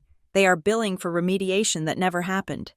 "It is classic self-dealing," Naomi said, her eyes scanning the documents. "He is siphoning shareholder money into his friend's pocket, disguised as a legacy partnership, and since it is a private vendor contract under $5 million, it falls just below the threshold for mandatory board approval. He authorized it executively." "Do we have proof?" I asked. "We have the invoices," David said. "We have the payment schedules. And I just found something else." He clicked open a folder titled Internal Hotline. "This is the whistleblower log," David explained. "It was part of the data dump we got during the initial due diligence, the stuff they thought was trash. Look at entry number 402, dated 18 months ago." I read the text. It was a complaint filed by a mid-level compliance officer named Sarah Jenkins. She had flagged the Northlake contract as suspicious. She noted that Northlake had no equipment, no staff, and no office other than a mailbox. She asked for an audit. "What happened to Sarah Jenkins?" I asked. David typed a few keys. "Terminated 2 weeks after the report, 'cause listed as restructuring. She signed a non-disclosure agreement in exchange for 6 months of severance." "He fired her for doing her job," I said. "This is it," Naomi said, straightening up. "This is not just bad business. This is a breach of fiduciary duty. It is gross negligence. It exposes the company to massive penalties, shareholder lawsuits, and potential criminal liability for fraud. We do not leak this," I said immediately. "No press, no reporters." "Why not?" David asked. "This would destroy him." "Because I do not want to destroy the company," I replied. "I want to own it. If this leaks to the press, the stock goes to zero. The EPA fines triple, and the brand is toxic for a decade. We need to decapitate the king without burning down the castle." I turned to Naomi. "Draft a memo, address it to the board of directors. Do not use emotional language. Do not call him a thief. Frame it as a governance risk. Focus on the liability. The Northlake contract is an exposed nerve that could cost the company $50 million in fines. Gideon authorized it. Therefore, Gideon is the risk." "He is too expensive to keep" argument, Naomi nodded. "Investors hate villains, but they absolutely loathe liabilities." "Exactly, I said. "Gather everything. The invoices, the visitor logs showing Vance meeting with Gideon, the whistleblower report, the severance agreement. I want a binder that looks like a tombstone." While Naomi and the team assembled the evidence, I went to work on the jury. The Wexler board was composed of 12 seats. Gideon controlled 4 of them directly through cronies. Caleb had 1. That left 7. I needed a majority to force a vote of no confidence. I did not go to the high-profile members. I did not go to the retired senators or the celebrity CEOs Gideon kept around for prestige. They were too insulated, too loyal to the social club. I went to the money. I spent Thursday evening in the private dining room of a quiet club downtown, meeting with a coalition of minority shareholders. These were the people who had been uneasy for years, the pension fund managers, the representatives of family offices, the institutional investors who looked at the stagnant stock price and wondered why a monopoly was barely breaking even. They were afraid of Gideon. For 20 years, Gideon had ruled by fear. He threatened to cut people out of future deals. He threatened to blackball them from the country clubs. He threatened to ruin their reputations. He used his family name like a cudgel, but fear only works when the tyrant is winning. I sat at the head of the table. There were 5 people present. Together, they controlled 15% of the stock. Combined with the debt I now held, we had the leverage to call a special meeting. I am not asking you to like me. I told them. I placed the red binder on the table. It was the only object on the polished wood. I am asking you if you can afford Gideon Wexler anymore. A woman named Elena, who managed a large university endowment, looked at the binder. What is this? This is proof, I said, that the dividend you missed last quarter didn't vanish into the market. It went into a shell company owned by Gideon's tennis partner. The room went silent. I walked them through the Northlake contract. I showed them the math. I showed them the whistleblower report. I watched their faces change. It wasn't shock. Rich people are rarely shocked by greed. It was irritation. They didn't mind if Gideon was ruthless. They minded that he was stealing from them. He has been using the company as a personal piggy bank, a man named Thomas said, his face flushing. We defended him. When the stock dipped, we told our investment committees to hold. We thought he was building a legacy. He was building a retirement fund for his friends, I corrected. If we move against him, Elena said, her voice cautious, he will scorch the earth. He will threaten to dump his own shares. He will crash the price.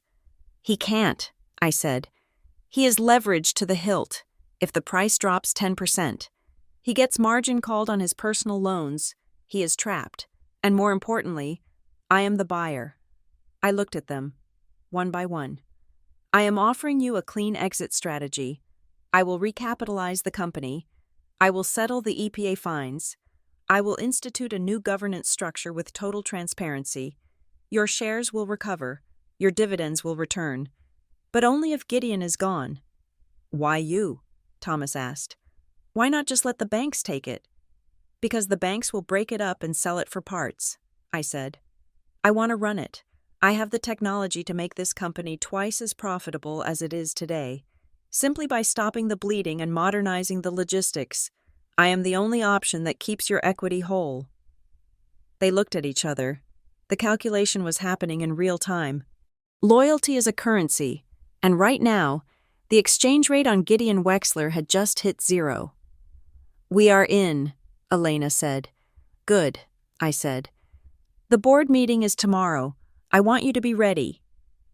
I left the club feeling a strange lack of triumph. It was surgical. It was necessary. But it wasn't happy. I was dismantling a family legacy because the man at the top had forgotten that a legacy is a responsibility, not a right. I returned to my apartment at midnight.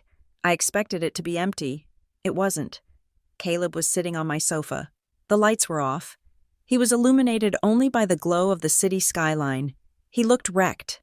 His tie was undone, his sleeves rolled up. He was holding a file folder in his lap. How did you get in? I asked, locking the door behind me. I still have a key, he said.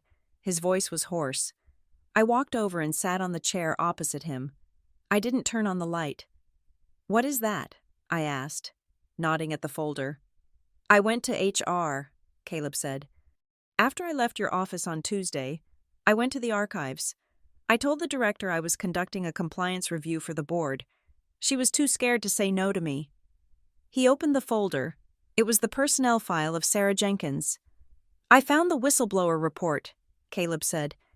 And I found 5 others, different years, different departments, all flagged for disloyalty, all fired, all silenced with NDAs. He looked up at me, and his eyes were full of tears. I knew he was tough, Caleb whispered. I knew he was hard on people, but I didn't know he was ruining lives. Meredith, Sarah Jenkins had 2 kids, the notes in her file. He had security escort her out of the building in front of her team. He made an example of her, for telling the truth. Caleb wiped his face with the back of his hand. I feel sick, he said. I have been sitting in that boardroom for 3 years. I have voted to approve his budgets. I have defended him at parties. I am complicit. You didn't know, I said. I didn't want to know, Caleb corrected. That is the same thing. I let him use the family reputation as a shield. Whenever someone asked questions, he would just say, "We are Wexlers. We do things the right way." And I believed him. I let him bully people into silence because it was easier than challenging him. He looked down at the file. He is a bully. Meredith, he is not a king. He is just a bully with a checkbook. Yes, I said. He is... Caleb looked at me. You are going to take him down tomorrow, aren't you? Yes, I said. I have the votes. I have the debt. And now, thanks to Naomi, I have the evidence of the self-dealing. Do it, Caleb said. The words hung in the air, a son giving permission to execute the father. Are you sure? I asked. If he stays, Caleb said. He will destroy everything, the company, the employees, the name. He has to go. He stood up and walked toward me. He looked like he wanted to hold me, but he stopped a foot away. The space between us was filled with the debris of his family's choices. What about us? Caleb asked. After this is over, can we go back to how it was? I looked at him. I loved him. I really did. But the woman who had walked out of that charity dinner was not the same woman sitting here tonight. I had seen too much. I had seen the machinery of his world. And I had seen how long it took him to decide to stop it. We can't go back, I said gently. We can only go forward, and I need to be clear about something. Caleb, I stood up so I was meeting his eyes. I am going to remove your father. I am going to take control of his company. It is going to be ugly. He is going to hate me, and he is going to try to make you hate me. I won't, Caleb said. You might, I said, but this is the condition. I am building something real. I am building something clean. I will not have secrets. I will not have side deals, and I will not have silence. I took a breath. This was the hardest truth I had ever had to speak. I love you, Caleb, but I will not marry into a throne built on bullying. If you want to be with me, you have to be willing to walk away from the protection of that name. You have to be willing to stand in the cold with me. Caleb looked at me for a long time.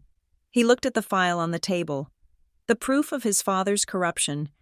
Then he looked at the skyline, the city his family had claimed to own. I am done with the throne, Caleb said quietly. I just want to be the man who didn't look away. He reached out and took my hand. His grip was shaking, but it was there. Tomorrow, he said. We end it. Tomorrow. I agreed. I watched him leave. I locked the door. I went to the window and looked down at the street.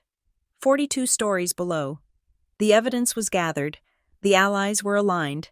The moral cost had been weighed and accepted. Gideon Wexler was sleeping in his mansion, surrounded by his walls, thinking he was safe. He thought loyalty was something you bought. He was about to learn that loyalty is something you earn, and betrayal is simply the bill coming due for the debts you thought you didn't have to pay. I turned off the lights. The city kept shining. Indifferent to the fall of kings, I was ready. The morning sun hit the glass walls of my office with a blinding intensity.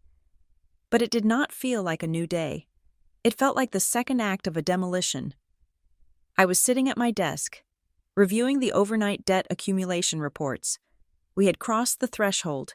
Between the debt I had purchased and the coalition of minority shareholders I had aligned, I now controlled enough of the capital structure to force a leadership vote. But numbers on a page are sterile.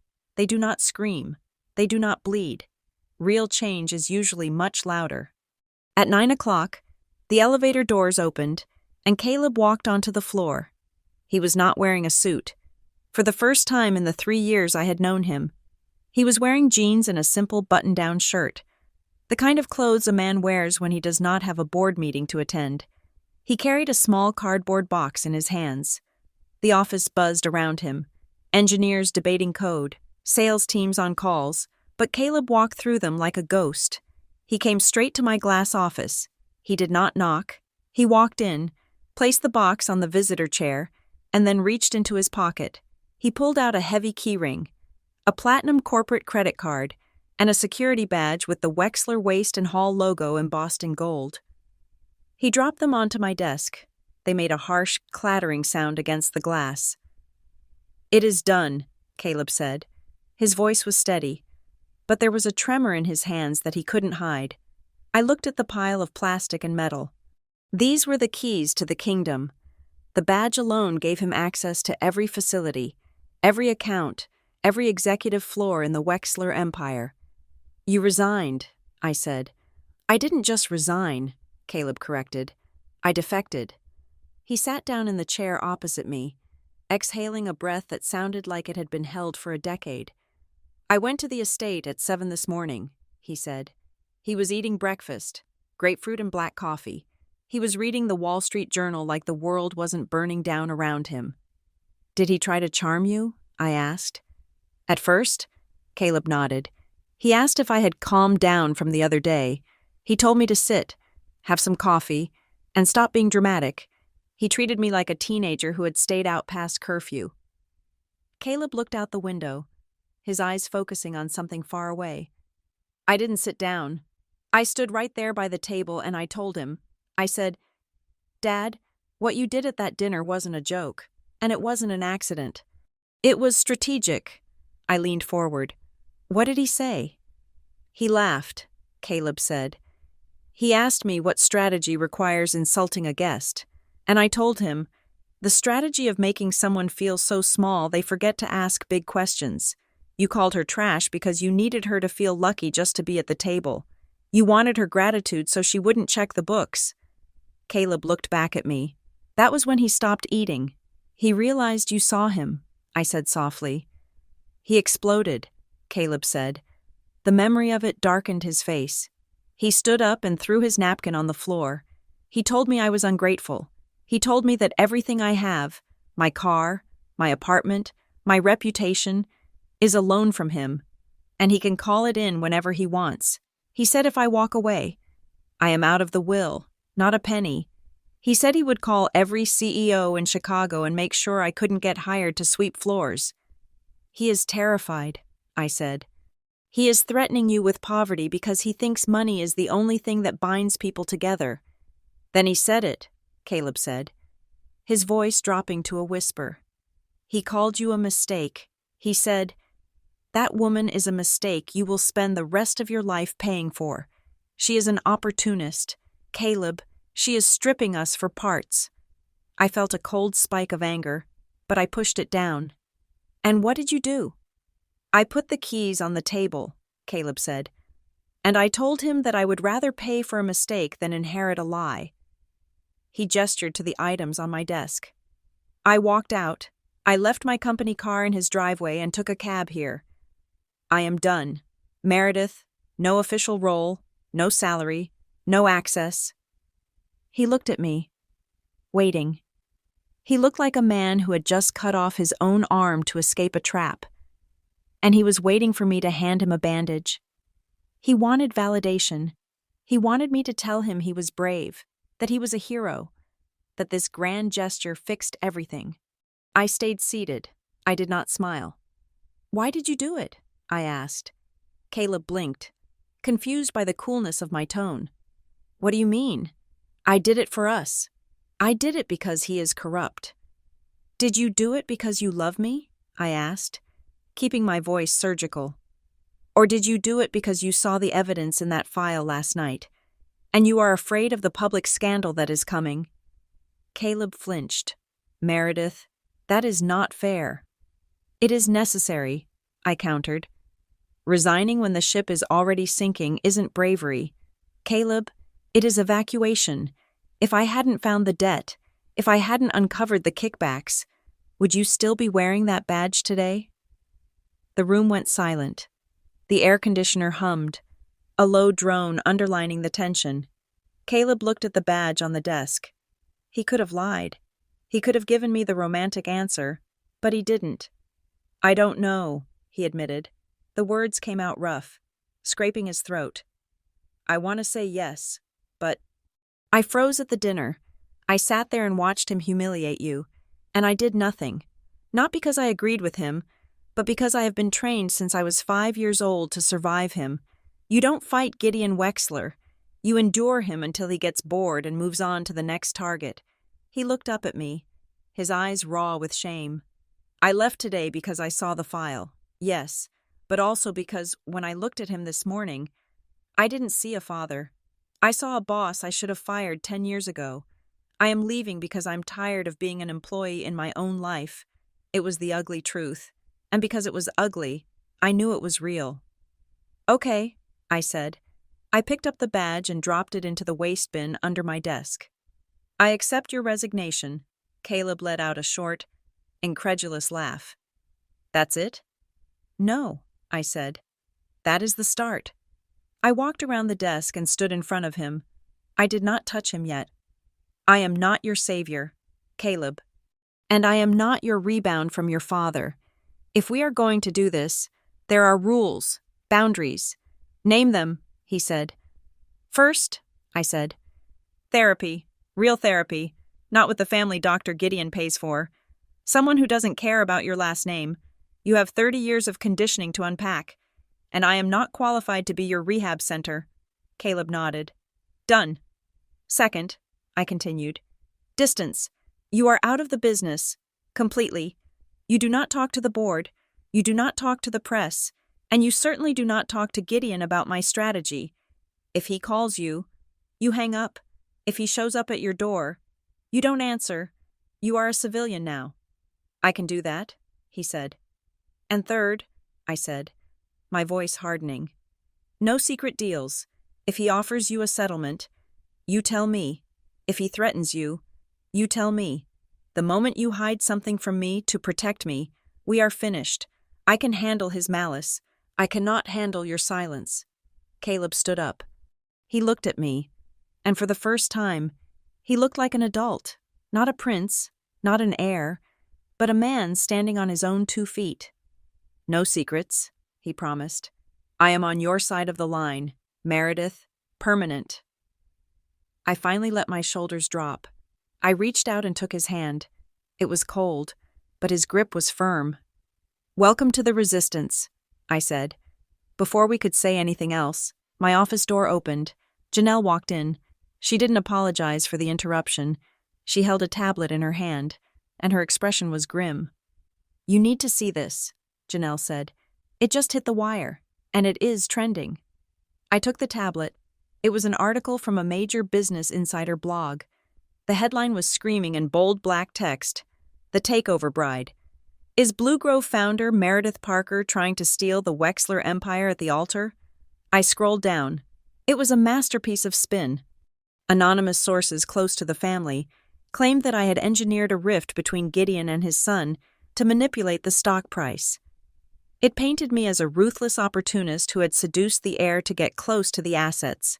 It described my acquisition of the debt as a predatory betrayal of trust. It didn't mention the EPA violations. It didn't mention the kickbacks. It didn't mention the word trash. He is fast, Caleb said, reading over my shoulder. He called his PR firm before I even left the driveway. He is trying to control the narrative, Janelle said. We have reporters calling the main line. They want to comment. They want to know if the engagement is off. They want to know if you are hostile. He wants a dogfight, I said, handing the tablet back to Janelle. He wants me to go on record and call him a liar. He wants me to look emotional. He wants a screaming match in the press so he can say, "See, she is unstable." So what do we do? Janelle asked. Draft a statement? No, I said. We do nothing. Nothing? Caleb asked. Mer, he is slaughtering you. He is calling you a gold digger. Let him talk, I said. Walking back to my window. The loudest person in the room is usually the one losing control. If I respond, I validate the story. If I stay silent, it's just gossip. I turn to them. We answer in filings, not in tweets. We stick to the plan. We have the board meeting tomorrow. That is where the truth comes out. The board reads the news. Meredith, Caleb warned, this article is designed to spook them. It is designed to make them think backing you is a reputational risk. Then we need to manage the board, I said. Not through the press, but directly. I looked at Caleb. You know them. You sat in that room for 3 years. I did, Caleb said. Gideon thinks you are weak, I said. He thinks you are out of the game. Let's prove him wrong. Help me map the room. I pulled up the digital seating chart of the Wexler board on the large monitor on the wall. 12 names. Tell me what they are afraid of, I said to Caleb. Not their bios, their nightmares. Caleb walked to the screen. He studied the names. He took a deep breath, and I saw the shift. He wasn't the son anymore. He was the defector. Okay, Caleb said, pointing to a name at the top left. Harrison Ford, not the actor, the banker.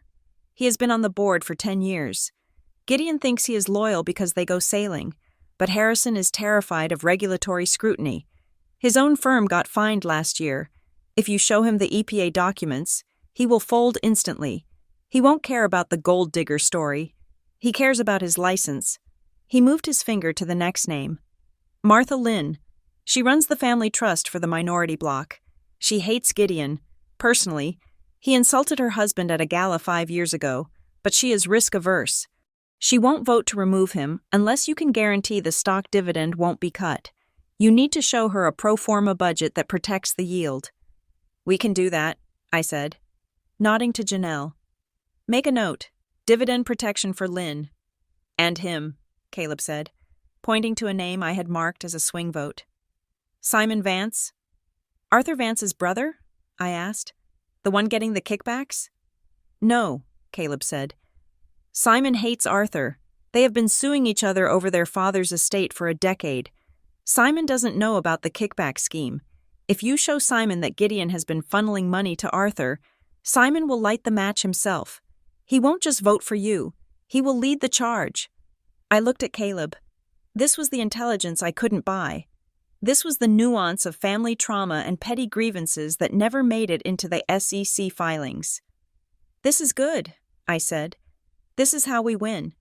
Caleb looked at the screen, at the names of the people he had grown up calling uncle and aunt. They aren't loyal to him, Caleb said quietly. They are just trapped in his orbit. You are going to break the gravity. We are going to break it, I corrected. I turned to Janelle. Get the legal team. We need to tailor the presentation packets. Harrison gets the regulatory risk memo. Martha gets the financial projections. And Simon? I smiled. A cold, sharp expression. Simon gets the invoices showing how much money his brother is stealing. On it, Janelle said. Turning to leave, the office was quiet again. The sun had moved, casting long shadows across the floor. He is going to escalate, Caleb warned. The article is just the first wave. By tonight, he will have bots attacking your social media. He might even try to get the police involved. Claim you stole proprietary data. Let him, I said. Every time he attacks, he proves he is panicked. And panic causes mistakes. I looked at the empty spot on my desk where the badge had been. You should go. I told Caleb, go to your apartment. Turn off your phone. Do not read the comments section. I am not leaving you here alone, he said. I am not alone, I said, gesturing to the busy office outside the glass. I have an army. You have a therapy appointment to book, Caleb smiled. A small, tired, but genuine smile. You are terrifying. You know that? I am prepared, I said. There is a difference. He walked to the door. then paused. Meredith? Yeah? He called you trash, Caleb said, but he is going to find out that you are the only thing real in his entire fake world. He walked out. I turned back to the screen. The article was still open on the tablet. The Takeover Bride. I swiped it closed. Gideon thought he could shame me with a headline. He thought he could turn the city against me by calling me names. But he had forgotten the first rule of fighting someone who grew up with nothing. We don't care what you call us. We only care what you pay us. And tomorrow, Gideon Wexler was going to pay. The news broke at 6 o'clock on Friday morning, just as the markets were waking up to the smell of blood. I was already in my office, watching the monitor on the wall. The headline on the financial news channel was not subtle. It flashed in urgent red banners across the bottom of the screen. Wexler Waste refinancing talks stall amidst liquidity concerns. The anchor, a woman with sharp features and a voice built for crisis, was interviewing an analyst who looked like he hadn't slept in a week. The street is nervous, the analyst was saying. Wexler Waste and Hall has a debt maturity wall hitting in less than 90 days. There were rumors of a white knight partnership with Blue Grove Systems, but sources say those talks have frozen. Without that capital injection, investors are asking a very simple, very terrifying question. Does Gideon Wexler have the cash to keep the lights on? I watched the stock ticker in the corner of the screen. Wexler Waste was down 4% in pre-market trading. It was not a crash yet. It was a wobble. It was the sound of 1,000 institutional algorithms pausing to sniff the air, detecting the scent of rot. Gideon responded exactly the way I expected him to. At 8 o'clock, he released a statement. He did not address the debt. He did not address the EPA investigation. Instead, he blamed the weather. The press release cited unprecedented market headwinds and sector-wide volatility as the reasons for the delay in refinancing. He painted himself as a sturdy captain navigating a sudden storm, rather than a man who had drilled holes in his own hull. Privately, he was blaming me. My phone had been silent all morning, but the back channels were screaming. A friend of mine at a major investment bank texted me, "Gideon is telling people you are torpedoing the deal for leverage. He is calling you an emotional actor who doesn't understand high finance. He says he is going to sue you for bad faith negotiation." I put the phone down, let him talk. He was trying to sue the weather. At 10 o'clock, we made our move. Elena, the fund manager who led the coalition of minority shareholders I had aligned with, sent a formal letter to the corporate secretary of Wexler Waste. It was signed by holders representing 25% of the voting stock, just enough to trigger the bylaws. The letter was short, brutal, and public. It demanded a special emergency meeting of the board of directors to be held within 24 hours. The agenda items were listed clearly. 1. Review of debt refinancing strategy. 2. Governance and compliance update. Gideon could not ignore it. He could not delay it. The bylaws were clear. If he refused, we could sue for breach of contract and strip him of his chairmanship immediately. He had to face the room. But Gideon Wexler was a creature of maneuvering, and he had one card left to play. Or so he thought. He decided to try and charm the snake. At noon, a courier arrived at the front desk of Blue Grove. He was carrying a heavy cream-colored envelope sealed with the Wexler crest. It was archaic. It was theatrical. It was Gideon. My assistant brought it to me, holding it by the corner as if it were radioactive. I opened it. Inside was a handwritten note on heavy cardstock. "Meredith, the temperature has gotten too high. We are hurting the company, and we are hurting the family. I propose a reset. Come to dinner tonight at the estate. Just you, me, and Caleb. No lawyers, no term sheets. Let us break bread and find a path forward that honors everyone's interests. The press is outside my gates. Let them see us walking in together. Let them see unity. It will calm the markets instantly." Gideon, I stared at the elegant, looping handwriting. He still didn't get it. He thought this was a PR problem. He thought that if we staged a photo opportunity, if we smiled for the cameras and pretended to be a happy dynasty, The debt collectors would go away. He wanted to use me as a prop to stabilize his stock price. He wanted me to walk past the cameras, holding the arm of the man who had called me trash, just so he could save face. He thought I craved his acceptance more than I craved his defeat. I picked up my phone. I did not write a letter back. I did not call him. I sent an email to his executive assistant, copying his general counsel. The message was one sentence long. My calendar does not include humiliation as a networking event. I hit send. The rejection must have landed like a slap, because 2 hours later, Gideon stopped trying to be charming and started trying to be dangerous. Meredith! Naomi burst into my office without knocking. She was holding a tablet, her face pale.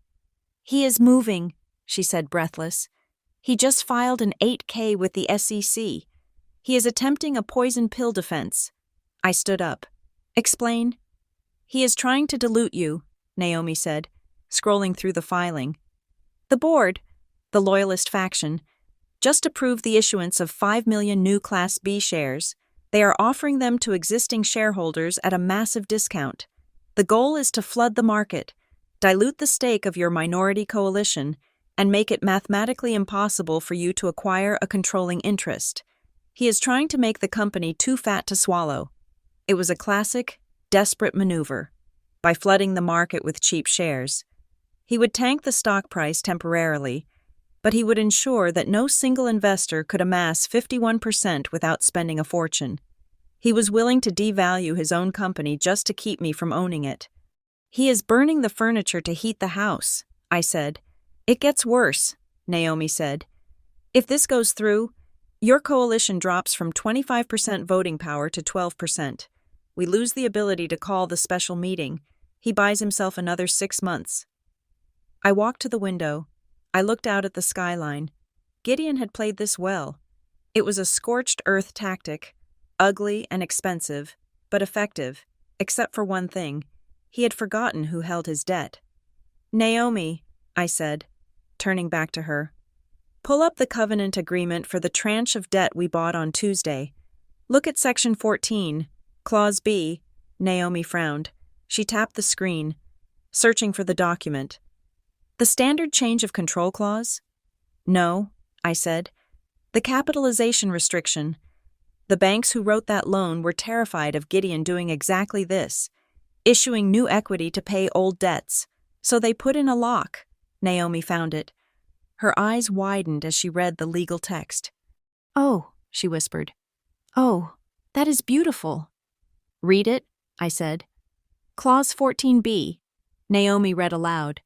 Borrower shall not issue any new class of equity or materially alter the capitalization structure of the company without the express written consent of the senior debt holder. Failure to obtain consent constitutes an immediate event of default. And who is the senior debt holder? I asked. You are, Naomi smiled, a slow, shark-like smile. He just tripped the wire, I said. By filing that 8K, he didn't just try to block me. He formally defaulted on $150 million of debt. He just handed me the right to demand full repayment immediately, not in 90 days, today. He didn't check the covenants, Naomi realized. He was so focused on the equity fight, he forgot the debt trap. Draft the notice, I commanded. Send it to the board. Send it to the general counsel. Inform them that their poison pill maneuver is a breach of contract and we are accelerating the debt. Tell them they have 24 hours to pay $150 million or we file for involuntary bankruptcy and take the assets.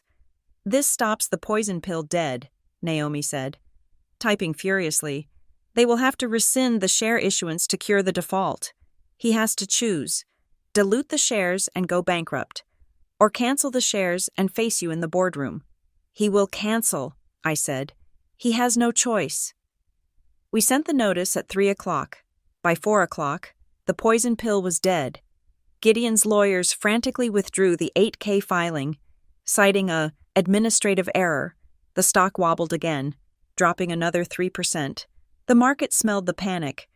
Gideon had tried to fire a cannon and it had exploded in his face. But the final blow didn't come from me. It came from inside the room. At 5:30, my private line rang. The caller ID showed a number I didn't recognize, but the area code was Lake Forest. "This is Meredith Parker," I answered. "Ms. Parker," a male voice said. It was deep, cultured, and currently shaking with suppressed rage. "This is Harrison Ford. I serve on the audit committee of Wexler Waste." I knew who he was. Caleb had identified him. The banker. The man terrified of regulatory risk. "Mr.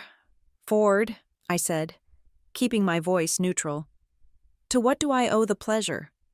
"I just received a packet of documents from your office," Harrison said, "regarding the North Lake remediation contract and the EPA timeline." "I hope you found them illuminating," I said. "Illuminating?" Harrison let out a harsh laugh. "Ms. Parker, Gideon stood in front of the board last month and swore on the record, that the EPA inquiry was a routine check that began 2 weeks prior. He told us there were no prior flags." "And the documents?" I asked. "The whistleblower report you sent me is dated 18 months ago," Harrison said, his voice dropping to a hiss. He knew for a year and a half. He fired the compliance officer who found it, and then he looked me in the eye and lied about it. I signed the quarterly certifications based on that lie. He has exposed me to personal liability.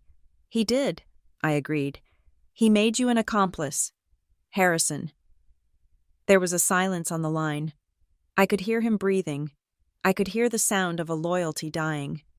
"I have been friends with Gideon for 20 years, Harrison said quietly. "I stood by him when his wife died. I stood by him during the union strikes. I thought he was a hard man, but an honorable one. Honor doesn't cost $4 million in kickbacks to a tennis partner," I said. "No," Harrison said. "It doesn't. The special meeting is tomorrow," I reminded him. "I know," Harrison said. "I will be there. And Ms. Parker?" "Yes?" "You have my vote." He hung up. I sat back in my chair. That was it. That was the tipping point. Harrison Ford was the bellwether. If he flipped, the rest of the moderate bloc would follow. They would not go down with the ship to protect a captain who had lied about the navigation charts. I looked at the clock. It was 6 o'clock. The markets were closed. The war for the day was over. I picked up my bag and walked out to the main floor. Janelle was waiting for me. "Is the financing package locked?" I asked. "Fully committed," Janelle confirmed.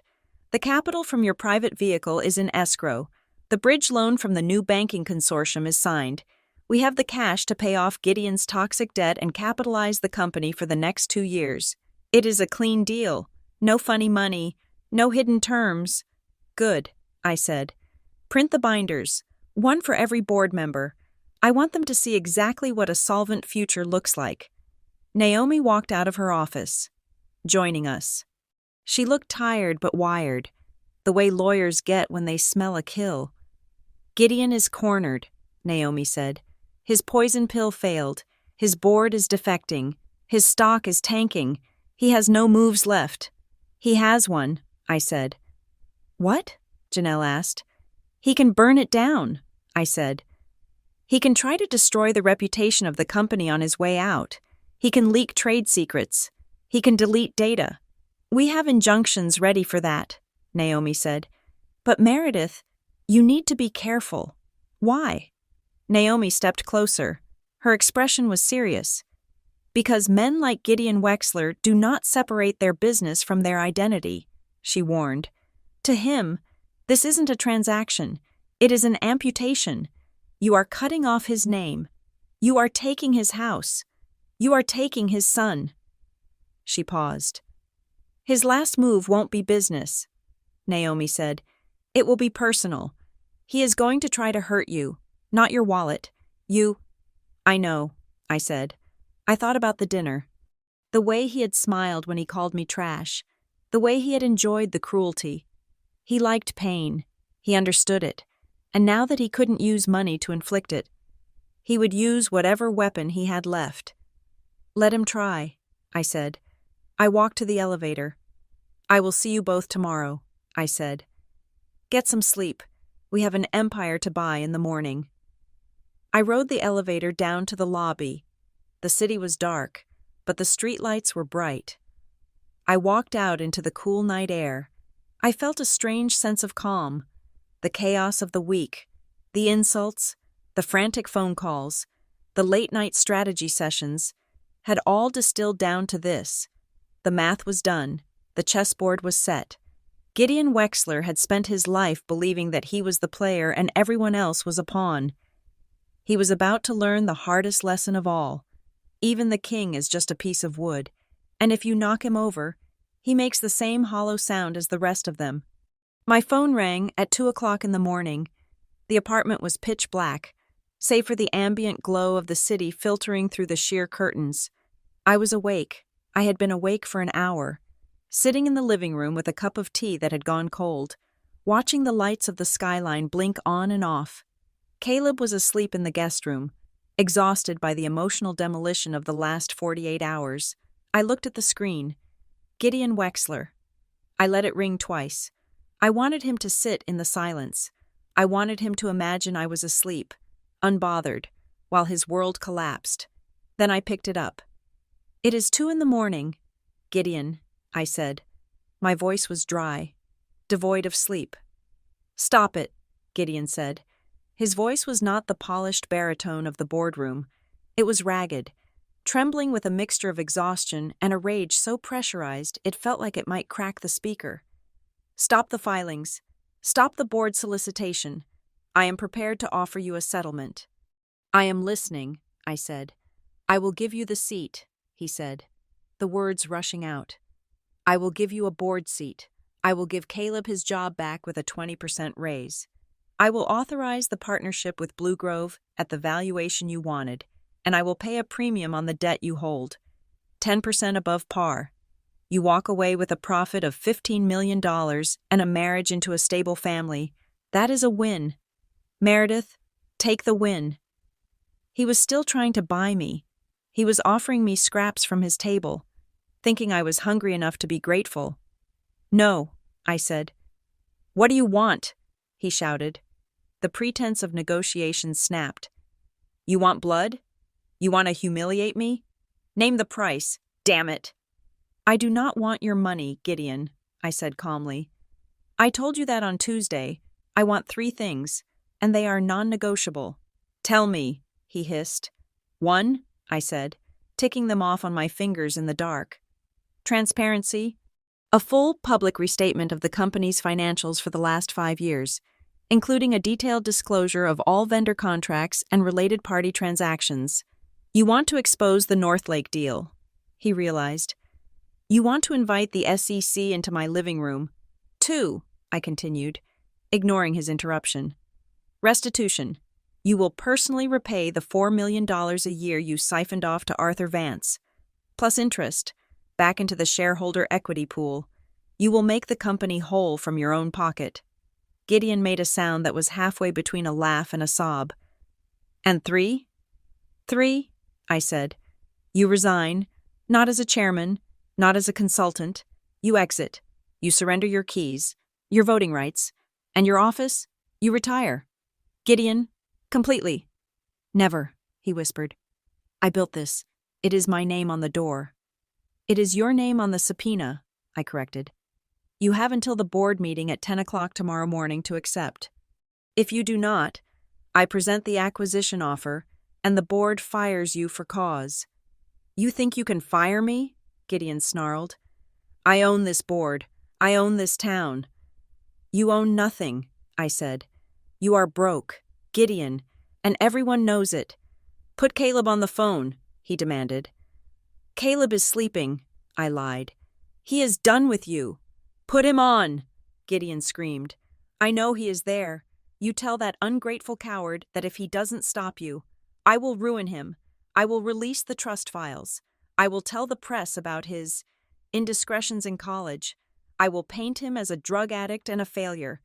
I will make sure he never works in this country again. Tell him that." I looked up. Caleb was standing in the doorway of the guest room. He was wearing a t-shirt and sweatpants, his hair messy. He was holding his phone in his hand. The screen was lit up. The recording app was running. He had heard everything. Caleb walked over to me. He held out his hand. I gave him the phone. "I am here, Dad," Caleb said. His voice was incredibly quiet. "Caleb." Gideon's voice shifted instantly, trying to find a foothold. "Caleb, listen to me. She is brainwashing you. She is trying to steal your inheritance. You need to come home. We can fix this, but you have to stop her." "I am recording this call," Caleb said. There was a dead silence on the line. "I am recording this on the advice of my counsel," Caleb continued, reciting the script Naomi had prepared for him, just in case. "Everything you just said, the threats to blackmail me, the threats to ruin my reputation, the coercion, it is all on tape. If you try to release any false information about me, I will play this recording for the board, I will play it for the judge, and I will play it for the press." "You wouldn't," Gideon whispered. "I am your father." "You stopped being my father when you tried to use me as collateral," Caleb said. "Goodbye, Gideon." Caleb hung up. He lowered the phone, his hand shaking violently. He looked at me, his eyes wide and shocked.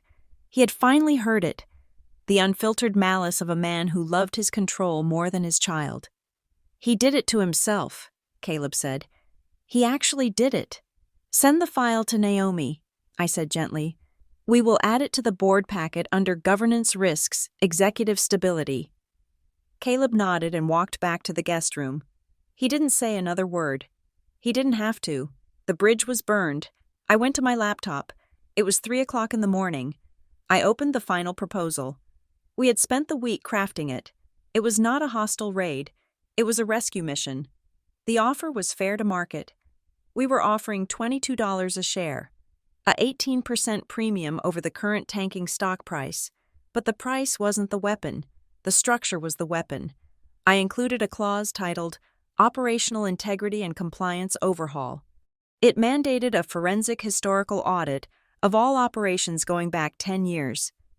It required the immediate termination of any vendor contracts found to be non-compliant with federal regulations. It established an employee stock ownership plan that would give 5% of the company to the workforce, buying their loyalty and protecting them from layoffs. This was the trap. If Gideon argued against the proposal, he would be arguing against a premium price for shareholders. He would be arguing against giving stock to employees.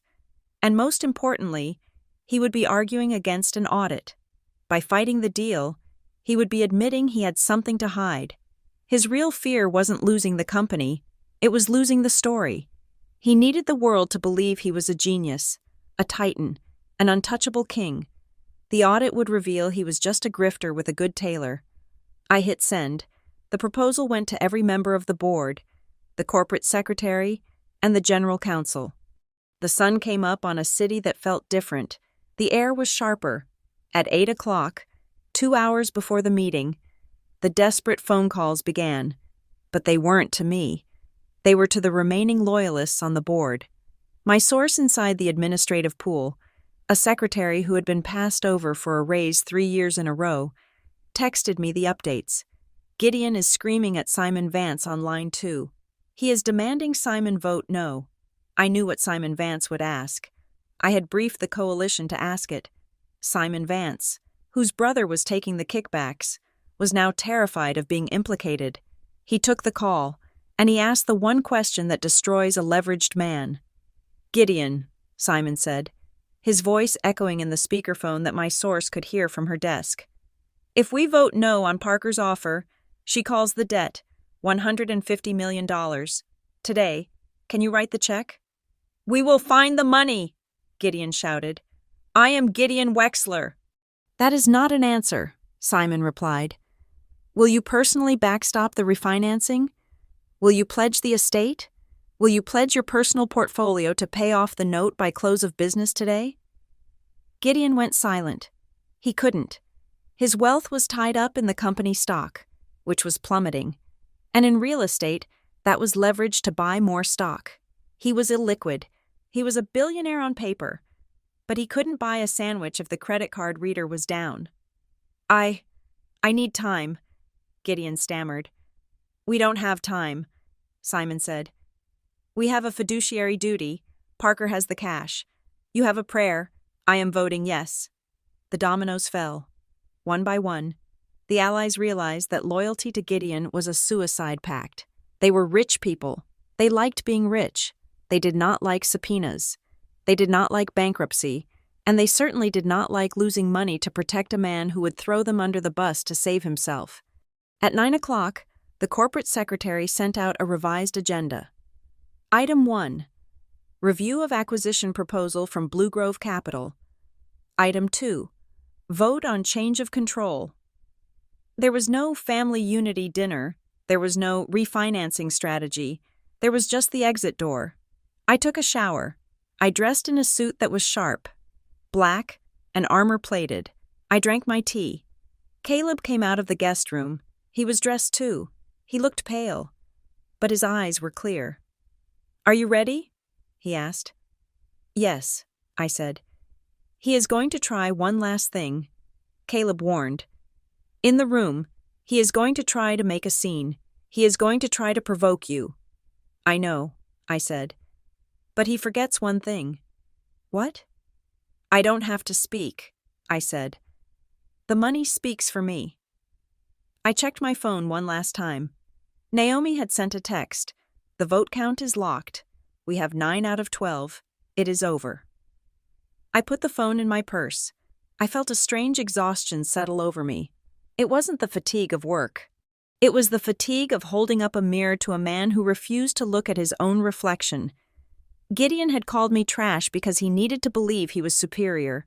He needed that hierarchy to justify his cruelty. But hierarchies built on debt and lies are fragile things. All it takes is one person to kick the cornerstone, and the whole thing comes down. "Let's go," I said to Caleb. "How do you feel?" he asked as we walked to the elevator. "Excited?" I thought about it. I thought about the insult. I thought about the car ride in the dark. I thought about the months of digging through spreadsheets. "No," I said. "I don't feel excited. I feel efficient." We rode the elevator down. I slept well the night before, not because I was arrogant, and not because I was cruel. I slept because I had done the work. I had checked the math. I had read the footnotes. Gideon Wexler had spent his life relying on his name. I had spent my life relying on my preparation. And in the end, preparation always beats pedigree. We stepped out into the lobby. The car was waiting. The board meeting was in an hour. The trap had sprung. The cage was closed. And the man who thought he was the hunter was about to realize he had been the prey since the moment he decided to open his mouth and insult the wrong woman. The boardroom of Wexler, Waste and Hall was designed to intimidate. It was a cavern of dark wood and polished brass, situated on the top floor with a panoramic view of the Chicago skyline. The table was long enough to land a small aircraft on, and at the head of it sat Gideon Wexler. He looked impeccable. He was wearing a navy suit that was perfectly tailored. His silver hair was brushed back, and his cufflinks caught the morning light. If you looked at him from a distance, you would see a titan of industry preparing to hold court. But I was not looking from a distance. I was sitting 3 seats away, and I could see the tremor in his hands. I could see the way his eyes darted around the room, counting allies that no longer existed. The room was packed. All 12 board members were present. The corporate secretary sat ready with her stenography machine. The general counsel, Sterling, looked like he was attending a funeral. Caleb sat next to me. He was quiet, still, and entirely separate from the man at the head of the table. Gideon decided to open the meeting with a performance. He stood up, buttoning his jacket, and flashed a smile that was meant for the donors and the cameras, even though there were no cameras here. It was a smile of practiced, delusional confidence.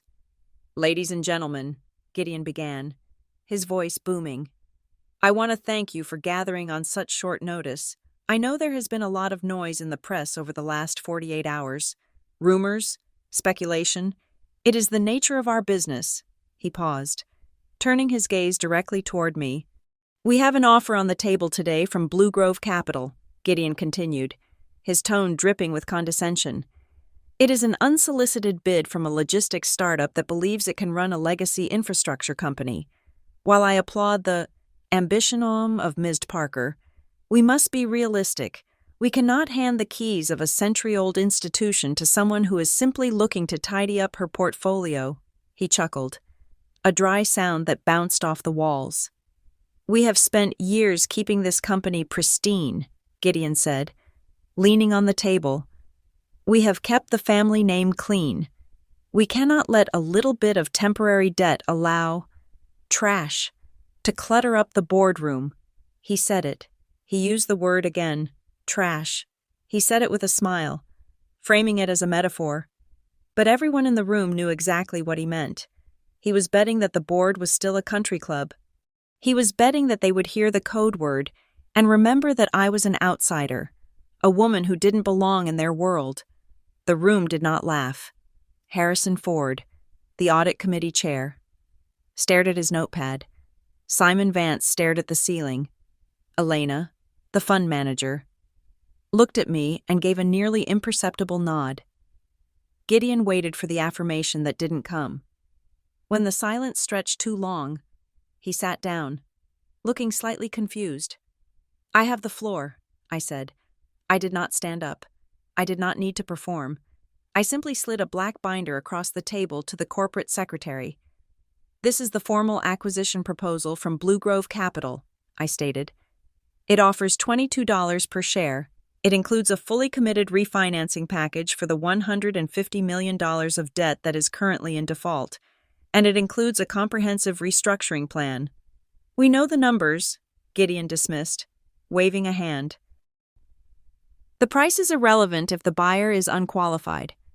The buyer, I said, my voice cutting through the air like a diamond cutter, is the only reason this company is not filing for Chapter 11 bankruptcy at 5 o'clock today.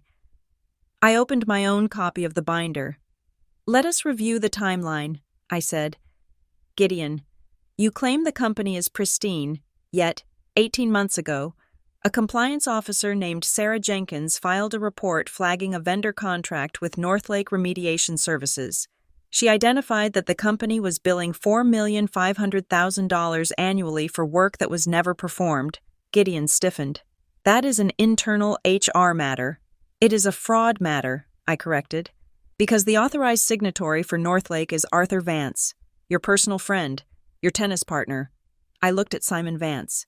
Simon's face was red with anger. He was looking at Gideon with pure hatred. You authorized these payments executively, I continued, referencing the page number in the binder. You bypassed the board approval threshold by structuring the payments in quarterly tranches. You then fired the whistleblower and forced her to sign a non-disclosure agreement to cover your tracks. This is not a clerical error. Gideon, this is embezzlement. This is slander, Gideon shouted, slamming his hand on the table. I will sue you for everything you have. You can sue me, I said calmly, but you will have to do it from the defendant's table, because we have also uncovered the EPA correspondence. You received the notice of violation 12 months ago. You hid it from the audit committee, you hid it from the banks, and you hid it from this board. I turned to Harrison Ford. Harrison, I said, did you know about the EPA notice when you signed the quarterly certification? No, Harrison said. His voice was cold. I did not. Lies, Gideon roared. He stood up again, his face turning a blotchy purple. She is fabricating this. She is trying to steal the company because I hurt her feelings. This is a vendetta. It is a rescue operation, I said. I looked at the board. The debt I hold is in default, I reminded them. I have the legal right to accelerate payment immediately. If you leave this room without a deal, I will exercise that right. The company will be insolvent before lunch. Your equity will be zero. The employees' pensions will be wiped out. That is the reality. I paused. However, I said, softening my tone, my proposal fully recapitalizes the company. It settles the EPA fines, it protects the pension fund, and it removes the toxicity that caused this crisis. We have a motion, Elena said from the end of the table. Gideon whipped his head around. You can't make a motion. I am the chairman. The motion, Elena continued, ignoring him, is to accept the acquisition offer from Blue Grove Capital, effective immediately, and to approve the governance restructuring attached as Appendix B. Seconded, Harrison said. Seconded, Simon Vance said. You can't do this, Gideon screamed. He looked at Sterling, his lawyer. Do something! Stop them! Sterling closed his laptop. It is a valid motion. Mr. Chairman, the bylaws allow it. Call the vote, I said to the corporate secretary. All in favor? The secretary asked. Hands went up. 1, 2, 3, 4. Harrison, Simon, Elena, the quiet members who had been terrified of losing their dividends. 9 votes in favor, the secretary counted. Opposed? Gideon raised his hand. 2 of his cronies raised theirs, looking hesitant. The motion carries, the secretary announced. The acquisition is approved. The room let out a collective breath. It was done. The company was safe. The stock would recover. But I wasn't finished. We have one final item of business, I said. I turned to Appendix B of the proposal. As the new majority owner, I said, I am instituting an immediate leadership change, effective this moment. Gideon Wexler is removed as Chief Executive Officer. Gideon stood there, panting, gripping the back of his chair. Fine, I will retire to the chairman's seat. I will keep my office. I will keep my consultancy fee. No, I said. The word hung in the air. You are terminated for cause, I said. Gross negligence, breach of fiduciary duty, self-dealing. You will not hold the title of chairman. You will not hold the title of consultant. You will not have an honorary seat. You will not have an office in this building. I looked him in the eye.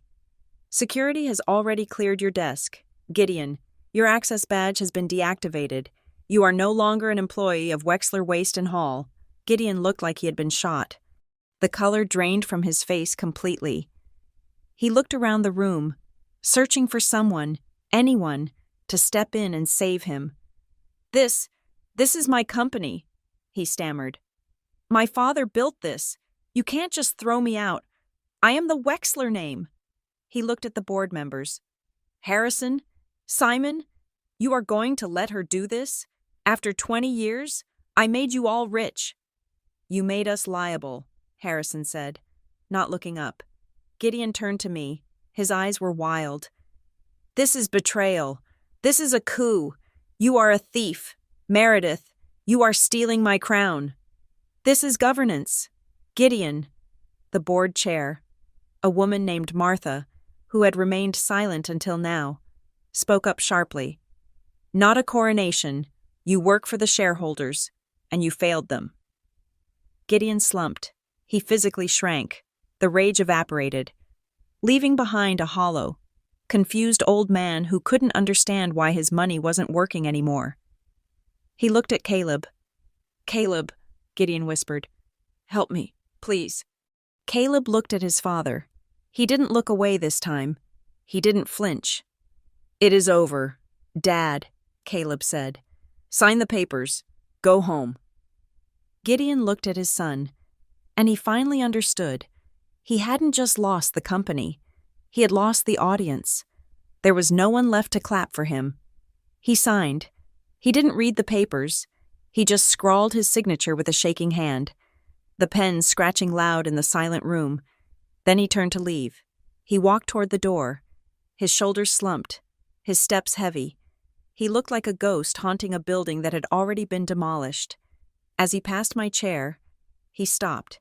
He looked down at me. There was no hate left in his eyes, just a terrible, confusing emptiness. I gave you a seat at the table, he rasped. I stood up. I stepped close to him, so only he could hear me. The room watched, but they couldn't hear the final benediction. You called me trash because you needed me to feel small, I whispered. I didn't get big.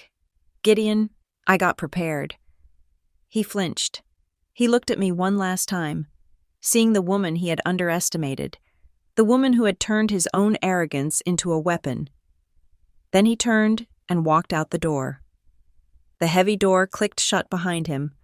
The silence in the room changed. It wasn't tense anymore. It was clear. It was the silence of a fever breaking.